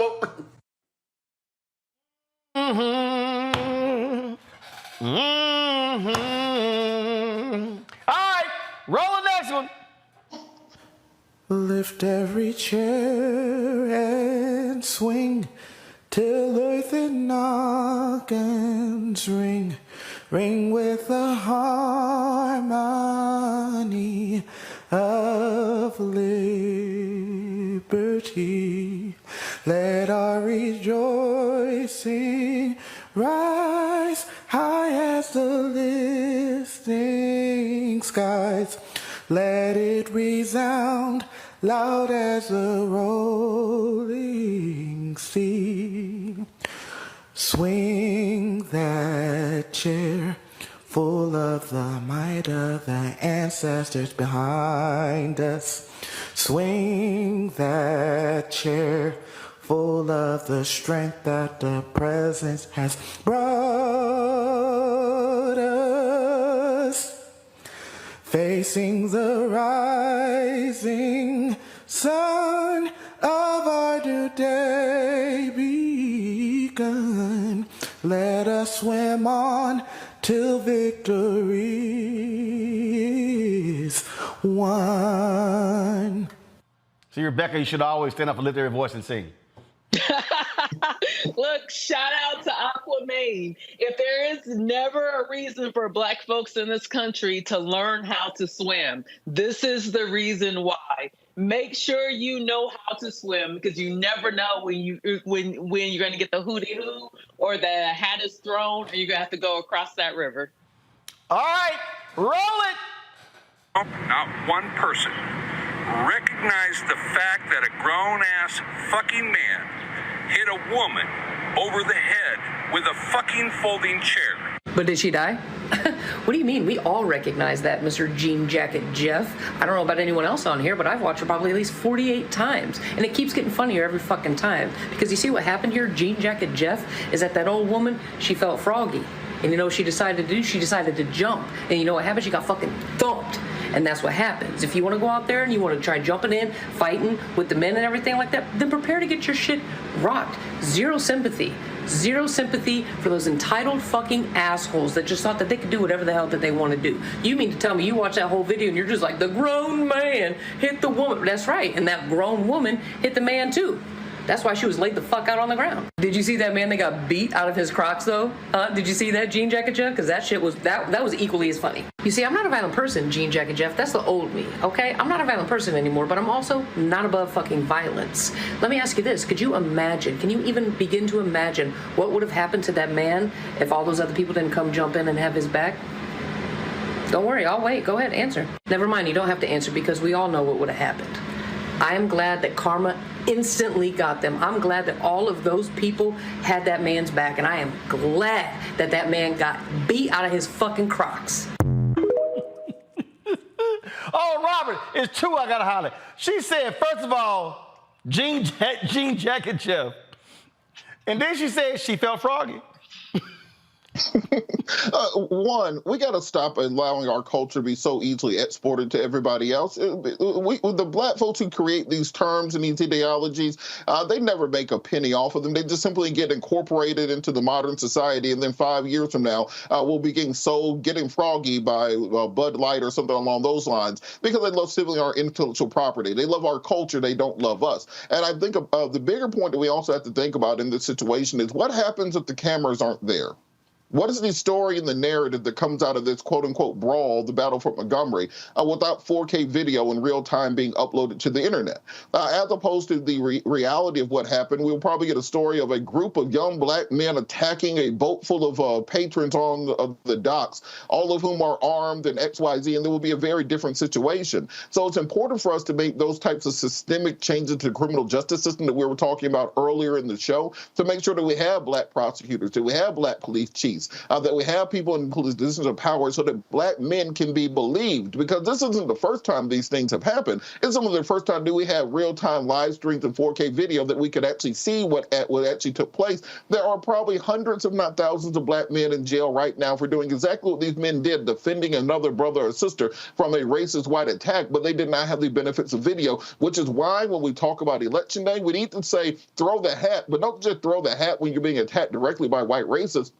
Throw the hat for economic development when we need to come together and rebuild our communities. Throw the hat on Election Day when we need to show up at the polls and get everybody together. If you can swim to a fight, you can swim to the polls on Election Day. Throw the hat when it's time to make sure we're providing the type of mentorship and the type of pressure on corporations and our government that will rebuild the communities that we need. So I completely support the brothers and sisters. As I said, I support violence in most situations, but let's make sure that we take this from a moment to a movement and use this attention and this energy that we have with young people right now around this issue to push for true and real systemic changes. Roll it.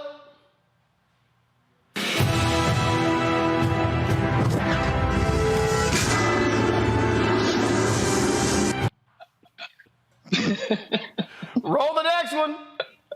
I held my breath when that boat pulled up, 'cause I know how real niggas do. I almost shed a tear when he jumped in the water to swim to a brother's rescue down by the river, where white folks got their ass whooped for acting a fool. Just like the river runs to the ocean, they was running right after you. They running fast, they on your hand. This ain't gonna work out well, no. Chin checks and eye swolls, one by one on their flat butts they fell. And you know we don't discriminate, so they beat on their women as well. The whole family was evil. It ain't hard to tell, no. So I held my breath when that boat pulled up, 'cause I know how real niggas do. We ain't forgot about that walk up to Commerce Street, where I took our great grandfathers to, right from this river where white folk got their ass whooped for acting a fool. Just like the river runs to the ocean, we'll be running after you. I know Robert wants us to be so serious here, but I really appreciate these moments of Black joy, because this could have easily turned in the opposite direction. This could have been a hashtag, because just hours before, Donald Trump was in Montgomery spewing hate, and this really could have took a different turn. But I really appreciate these moments of Black joy, because we don't always get them, but we could run this through the rest of the year. That's how good this is. And I mean, it tastes delicious.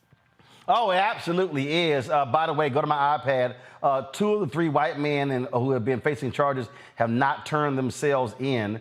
Let's see here. 2 of the 3 suspects. Again, one of them has turned himself in, Richard Roberts, but Alan Todd and Zachary Shipman have not. The Mayor Stephen Reed says they should be doing so by the end of the day. Well, we're at the end of the day and it ain't happened yet. And look, Rebecca, all these people out here who are running their mouths, who are upset by all of this, again, as I said last night and I said on Monday, Black people have had to deal with bullshit since 1619. But the last 5 years, we have seen Black people accosted a young girl in the Bay Area for selling some damn lemonade. We've seen Black people working for FedEx and UPS question, what are you doing here? I'm delivering damn packages. Matter of fact, it was a FedEx worker, brother was shot at in Mississippi and somewhere else. And so we can go on. We've run a lot of these stories over and over and over again. And again, Black folks chilled out. The brother who was fishing, okay? 3 white folks roll up on him. They call the cops. You got to keep showing his ID. This is the stuff that we've had to deal with. And Black folks are like, you know what? We sick and tired of being sick and tired. And it's good and it's glorious. Like, I go back and forth because there are times when I'm like, hey, just get home alive at night so you can live to see another day. But, you know, listening to what Robert said earlier, which rendered Scott pretty speechless, but it was very on point, is that we are in a violent country. It was rooted in violence. And for some people, they only understand violence. So it is good to see that people are defending each other. And it's like, don't believe those narratives that Black folks aren't unified and Black folks don't look out for each other, because we clearly saw Black folks looking out for each other and making sure that everyone got home safe that night. Robert? And Roland, also remember, Alabama is a constitutional carry state. Those rednecks getting off that boat, all they would have had to do was say, I was in fear of my life. We were being ganged up on. We saw Negroes coming out the water and jumping down, so we had to pull out our guns and defend ourselves. This is why it's crucial for as many Black folks as possible to own, be trained, be licensed where necessary with firearms, because that is a situation where you need to have your everyday carry on you, because you never know how the situation will escalate. And the last thing you want to do is be trying to defend another Black man and you end up being a hashtag yourself. We just had the Niger convention in Atlanta last weekend. I highly recommend people to get involved with Second Amendment organizations. You have the exact same rights as everybody else. If you don't be a second-class citizen, exercise them as necessary. Oh, absolutely, absolutely. All right, folks, hold on one second. Got to go to a break. We're going to come back. We got some other news today we want to cover. You're watching Roland Martin Unfiltered right here on the Black Star Network.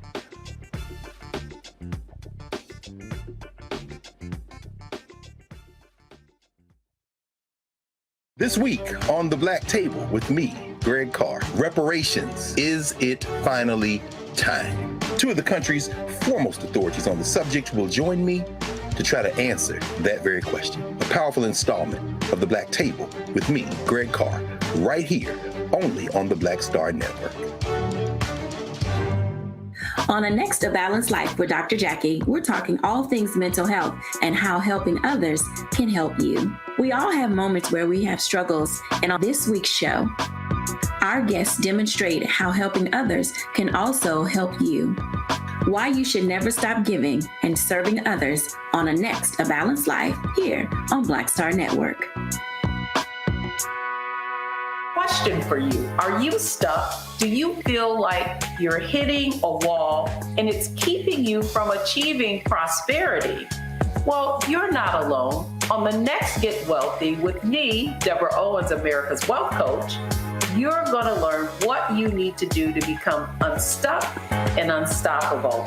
The fabulous author Janine K. Brown will be with us sharing with you exactly what you need to do to finally achieve the level of financial success you desire through your career. Because when I talk about being bold in the workplaces, I'm talking about that inner boldness that you have to take a risk, to go after what you want, to speak up when others are not. That's right here on Get Wealthy, only on Black Star Network.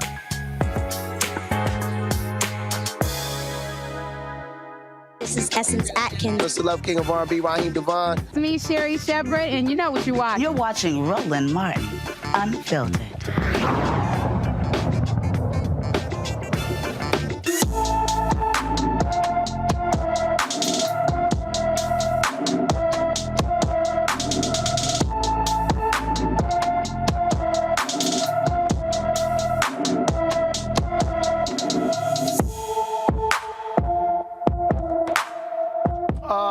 Dajanese Goldsboro has been missing from Wilmington, Delaware since March 30th. The 16-year-old is 5 feet 8 inches tall, weighs 120 pounds, with brown hair and brown eyes. Anyone with information about Dajanese Goldsboro is urged to call the Newcastle County, Delaware Police Department, 302-573-2800, 302-573-2800. The two white Mississippi men who allegedly shot at a black FedEx driver in January 2022 will face a jury next week. Brandon Case and Gregory Charles Case are charged with attempted first-degree murder, conspiracy, and shooting into the vehicle of DeMontario Gibson while making his deliveries. Gibson was not physically harmed in the incident. We previously had him on our show in January. Gibson filed a $5 million lawsuit against the city of Brookhaven, Mississippi. Police Chief Kenneth Collins and the two men who allegedly fired shots at him. Gibson says the defendants, the city, and Chief Collins delayed the proper investigation of his claims and the defendant's arrest. This right here is what I'm talking about, Robert, the kind of stuff that black people are just simply sick of.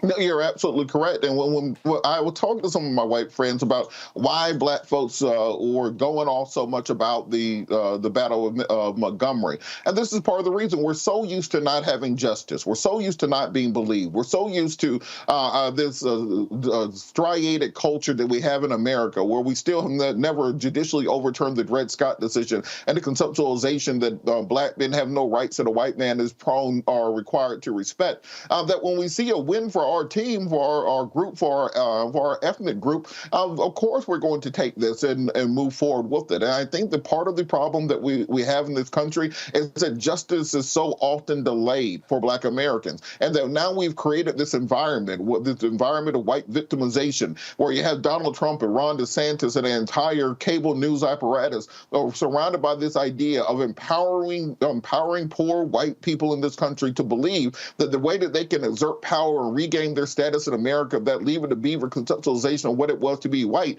is to have power over black people in this country. And I think that in this case, I hope that brother gets every penny that he's suing for, plus triple punitive damages, because that's the only way we can send messages that we are not going to tolerate white supremacy in this country any longer. Rebecca? Yeah, just like what Robert said, like, bottom line is that there's a lot of bad things that are happening to black people in this country, and it's not appropriate. What I would like to see is more of these corporations that black people work for stepping up when these things are happening. I would love to have heard with whether or not FedEx was providing legal support or providing financial support for this person to be able to move forward and get justice. Because these corporations have to understand that part of being good citizens is also protecting your workers, especially when racial harm is targeted towards them. All right, folks. A black mother is suing the city of Detroit and the Detroit Police Department after being falsely arrested by officers using facial recognition technology. The federal lawsuit claims Portia Woodruff, who was 8 months pregnant at the time, was handcuffed, taken to jail, and booked in February of 2021 on carjacking and robbery charges, all based on a faulty facial recognition match. Woodruff's complaint says facial recognition alone cannot be probable cause for arrest. Facial identification software is prone to errors that humans might also make. Woodruff was later released for insufficient evidence. This is not the first time the Detroit Police Department has faced accusations of the misuse of facial recognition technology. The American Civil Liberties Union filed a complaint against the department in 2020. In 2019, a U.S. government study found racial bias in facial recognition algorithms with Native American, Black, and Asian people disproportionately affected. No shock, Rebecca. If you're white and you're the one who's setting the standard, guess what's going to happen? Racism. You know, until racial bias is removed from this technology should be banned within the United States for law enforcement use. Full stop. If I'm going to a public restroom, I can't even get the soap dispenser to properly work because it doesn't properly sense my Black skin, then I should not be arrested using the same technology. We all know that there's inherent biases, and for law enforcement in this country to use that particular tool when we know the disproportionate impacts on ethnic minorities in this country is simply irresponsible. Robert? You know, when we talk about systemic racism, a lot of people in the majority community act as if we are speaking some foreign language that they don't understand. Or people like Tim Scott. I think he identifies with the other team, so we'll lump him in there also. And when we're talking about systemic racism, you can trace it back and say, well, 50 years ago, we didn't allow Black folks to have the same access to equal education. Therefore, 30 years ago, we have fewer Black people entering computer science. Therefore, 10 years ago, when you're developing this technology for facial recognition, there aren't Black people in the room, and therefore not Black people who can be part of the programming. Therefore, in 2023, Black folks get arrested as a result of software not being able to properly identify people. There's a system that is put in place. So did the individual person programming that software, did they individually have a bias against African Americans? Probably not. But because we exist within a system that is built upon the conceptualization of putting Black people in a second-class status that trickles down into the very fabric of America. This is why it takes, quote-unquote, affirmative action, not simply enough to say we're going to passively allow these things to go away, but rather to say that we're going to take the type of affirmative steps necessary to invest in putting more Black people into computer science, to invest into getting more Black people into higher education, to invest into getting more Black folks into engineering so that we can fix the issue going forward. And as Rebecca said, until you perfect it, it should not be rolled out in any way that can materially affect individuals. It's one thing not to be able to get soap out. It's another thing not to be able to get out of jail. So, folks, earlier I mentioned what happened last night in Ohio. Republicans want to make it harder to pass a ballot referendum. So what did they do? They put it on the ballot to raise your threshold from 50 to 60%. Why? Because they do not want voters in Ohio to put reproductive freedom in their constitution. They got pimp slapped with a lot of chairs last night. Voters rejected that proposal in a huge way in this special election. They came out in big numbers. Now, mind you, there's a lot of Republicans elected statewide in Ohio. This lost by more than 60%. Voters still have to decide on a constitutional amendment scheduled for the November ballot that would guarantee access to reproductive rights in that state. That right there, Rebecca, I love how people keep framing this as, whoa, this is bad news for Republicans. It's actually good news for Democrats. So I want Ohio voters to understand that it was the Republican legislature with the current Secretary of State, Frank LaRose, who wanted to make it harder for you to be able to have your voice heard. I want people to understand these are the people that are trying to take away your rights in Ohio, and you need to do something when you have an opportunity. In fact, Secretary of State Frank LaRose is running for the U.S. Senate seat next year. I want you all to remember that he's trying to take away your rights. What's also interesting is that the current requirement is that out of that 44 out of the 88 counties, at least 5% of the signatures for a ballot initiative needed to be from 44 out of those 88 counties. If this would have passed last night, would have raised it to all 88 counties, would have had to have a certain percentage in order for a constitutional amendment to be adopted in the state. It's not just reproductive rights that's on the ballot this upcoming November, but next year there's going to be a movement to actually increase minimum wage in Ohio. So it's workers' rights as well and even more additional rights in Ohio. So it was good to see that Ohioans were smart enough to say, hey, we're not going to let the Secretary of State make it harder for our voice to actually be heard in the state of Ohio. Robert? And I think beyond the issue of pro-choice versus pro-life, we have to understand that I've talked about for over a year, the slow-moving fascist coup that is taking place in America, and this is part of it continually. We saw this with Ron DeSantis earlier in the show, and we're seeing it now. The Republicans have simply decided, if you can't beat them, change the rules. As Most Def said, if they start keeping pace, you start switching up the tempo, because they understand they are no longer a majority party in America. They are no longer the second largest party in America. Indeed, Republicans are becoming a third party, and in many cases, a fourth party behind the MAGA party. And because they know for a fact they cannot get the majority of people to get on board with their legislative agenda or the issues that they are promoting, they have chose to just go by and start changing the rules. If you want to get rid of abortion in the state, then just put it on the ballot and whoever wins, wins. Instead of saying that, they say, well, let's change the rules. So instead of needing a simple majority, you need 60% to do it. The same way in the United States Senate, we used to be able to pass things with 50 votes. Now you need a filibuster-proof majority in order to get things done. The same way that we're seeing this entrenchment in judiciaries around the country that Republicans are doing, pushing out progressives, making sure that they can make the changes down ballot and trying to remove power from the federal government through many of these conservative judges. So when we talk about this slow-moving fascist coup, it's one thing to celebrate these individualized battles, but don't forget that there is a bigger battle ahead, the battle for whether or not America will remain a republic or whether we will fall into authoritarianism. If you don't believe me, look at Ron DeSantis in Florida and match down the national level. All right, folks, earlier this week we told you about a couple of things that we're focused on. One, we want all of you to send a signal to Democrat Dick Durbin to stop allowing Republicans to use the blue slip to stop nominations from going forward. Here are the phone numbers to all of Senator Dick Durbin's offices. Y'all, obviously the offices are closed right now. Leave a voicemail. Call tomorrow during working hours, beginning at 9 a.m. Eastern. Clog the phone lines up. Let him know it's time for, as a Democrat, they're blocking judges, U.S. attorneys, U.S. marshals. It's time for him to stop this abuse of the blue slip. Enough is enough. Stand with the Congressional Black Caucus and call Democrat Senator Dick Durbin. The phone numbers are right there. 202-224-2152 is his Senate office number. That's the one in Washington, D.C. Call any of those 4 numbers, but especially 5 numbers, but especially call the D.C. office and let him know where you stand. Also, I'm calling for 2 Texas A&M Board of Regents members to resign because of them, their treatment. They were the ones who led the fight against Kathleen McElroy. Pull that graphic up. These 2 got to go.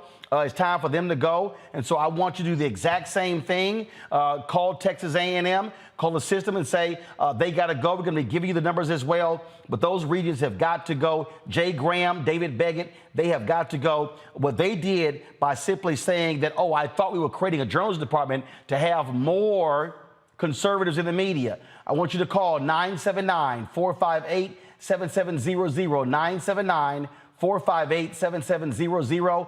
Call that number tomorrow. Again, blow those phone lines up and let them know those 2 must resign. Hashtag I'm not satisfied.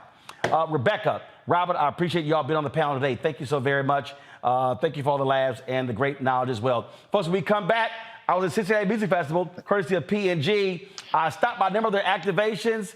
We're going to show you some of those we like. We'll do that when we come back on Roland Martin Unfiltered on the Black Star Network. Hatred on the streets, a horrific scene, a white nationalist rally that descended into deadly violence. White people are losing their damn minds. As an angry pro-Trump mob storms the U.S. Capitol, we've seen shooting. We're about to see the rise of what I call white minority resistance. We have seen white folks in this country who simply cannot tolerate black folks voting. I think what we're seeing is the inevitable result of violent denial. This is part of American history. Every time that people of color have made progress, whether real or symbolic, there has been what Carol Anderson at Emory University calls white rage as a backlash. This is the rise of the Proud Boys and the Boogaloo Boys. America, there's going to be more of this. Here's all the Proud Boys, guys. This country is getting increasingly racist in its behaviors and its attitudes because of the fear of white people. The fear that they're taking our jobs, they're taking our resources, they're taking our women. This is white fear.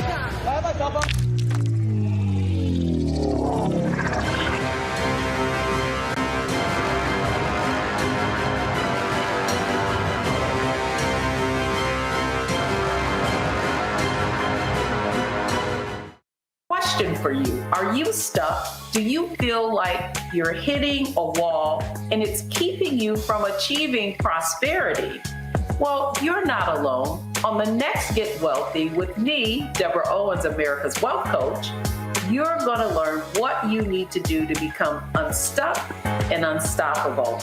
The fabulous author Janine K. Brown will be with us sharing with you exactly what you need to do to finally achieve the level of financial success you desire through your career. Because when I talk about being bold in the workplaces, I'm talking about that inner boldness that you have to take a risk, to go after what you want, to speak up when others are not. That's right here on Get Wealthy, only on Black Star Network.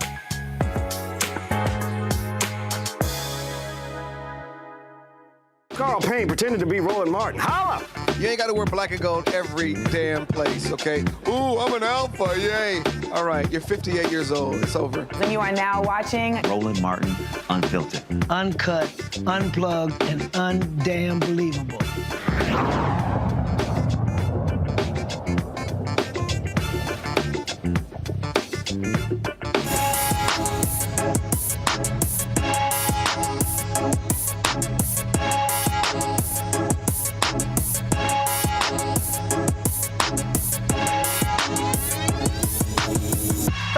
Weeks ago, we were in Cincinnati for Cincinnati Music Festival, courtesy of Procter & Gamble. Had a great time there. They had a number of activations all across the stadium. One of them is what they call a house party. We dropped by that activation a couple of times. One, they had a rap battle, but then also I visited some of their activations, and so we checked that out. We'll show you the rap battle one another day. But here is part one of us kicking it with P&G at the CMF. All right, folks, we're at the Cincinnati Music Festival, and this here is one of the P&G activations called House Party, where as you see this walking on down here, so you got, so one of the things what you see all over the place, walking us through, so if you look at over here, you see on the wall over here, you see how they have all of the signage here, and so the C, M, and the F is based upon sort of like the New York City subway stations, so that's why they sort of have it looking like this here. That's why they have it here, sort of give you that New York City feel. That's where you have sort of this graffiti as well. So all this is paying homage to the 50th anniversary hip hop. So that's why you see all of this. And so here over here, you've got this house party set up for that. And so we're about to head up in here. They're going to have a rap battle. We got folks doing breakdancing. And so all of that is all tied, again, to the 50th anniversary of hip-hop. And so that's why we're headed. How y'all doing? And so all the folks in line, so let's go check it out.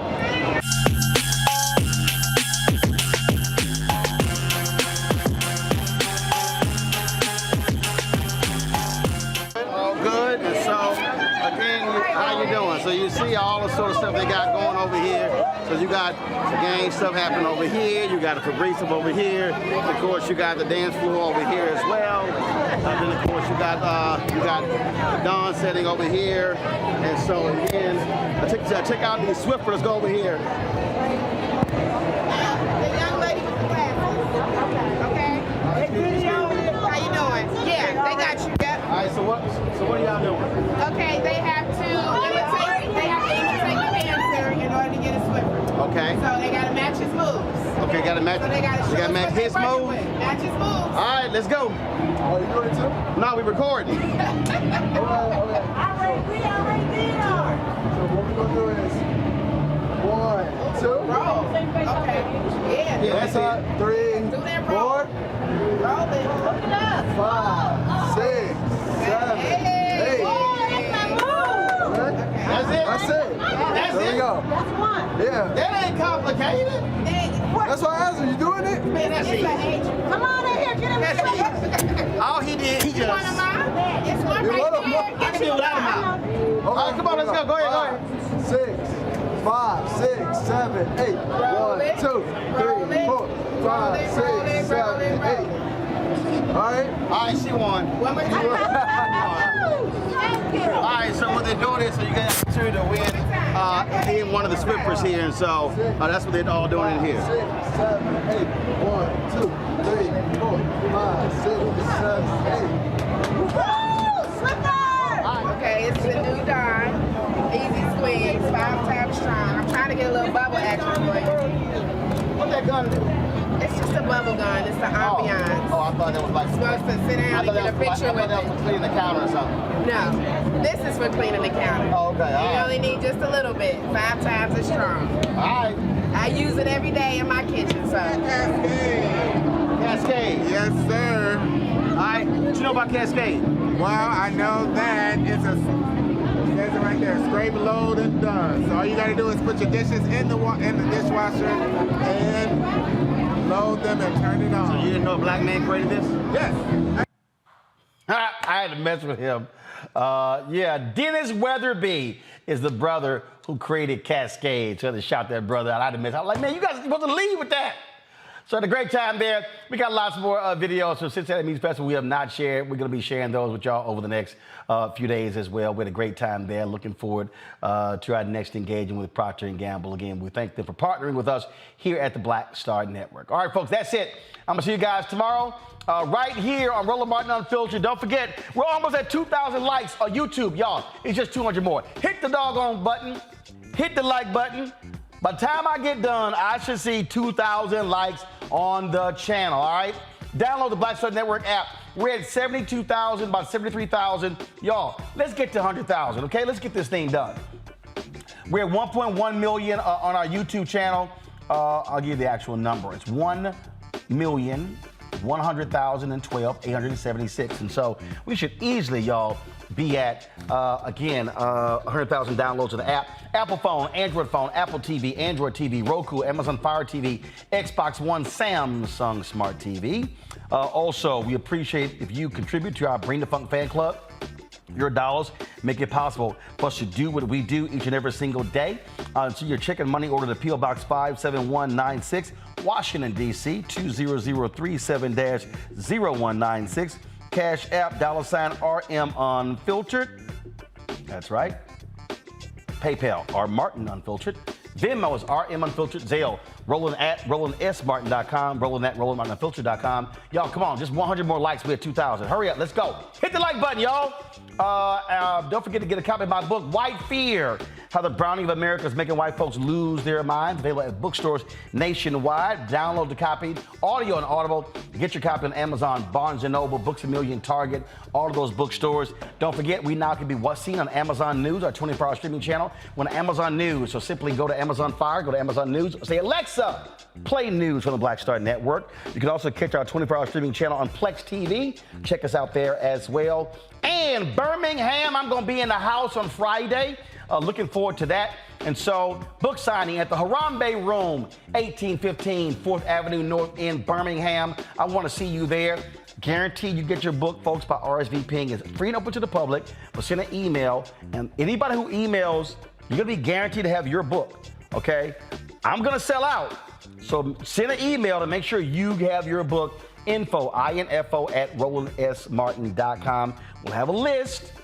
So all the people who RSVP are going to be on one line, and the other people are going to be in another line. I advise y'all to RSVP. That's it. I'll see y'all tomorrow. Holla! Folks, Black Star Network is here. Hold no punches. I'm real revolutionary right now. Support this man. black media. He makes sure that our stories are told. Thank you for being the voice of Black America, Roland. Stay black. I love y'all. All momentum we have now, we have to keep this going. The video looks phenomenal. See, there's a difference between Black Star Network and black-owned media and something like CNN. You can't be black-owned media and be scared. It's time to be smart. Bring your eyeballs home. You dig? Pull up a chair, take your seat. The Black Tape with me, Dr. Greg Carr, here on the Black Star Network. Every week, we'll take a deeper dive into the world we're living in. Join the conversation only on the Black Star Network. Hi, I'm Dr. Jackie Hood Martin, and I have a question for you. Ever feel as if your life is teetering and the weight and pressure of the world is consistently on your shoulders? Well, let me tell you, living a balanced life isn't easy. Join me each Tuesday on Black Star Network for A Balanced Life with Dr. Jackie. We're all impacted by the culture, whether we know it or not. From politics to music and entertainment, it's a huge part of our lives, and we're going to talk about it every day right here on The Culture with me, Faraji Muhammad, only on the Black Star Network. I'm Deborah Owens, America's Wealth Coach, and my new show, Get Wealthy, focuses on the things that your financial advisor and bank isn't telling you, but you absolutely need to know. So watch Get Wealthy on the Black Star Network.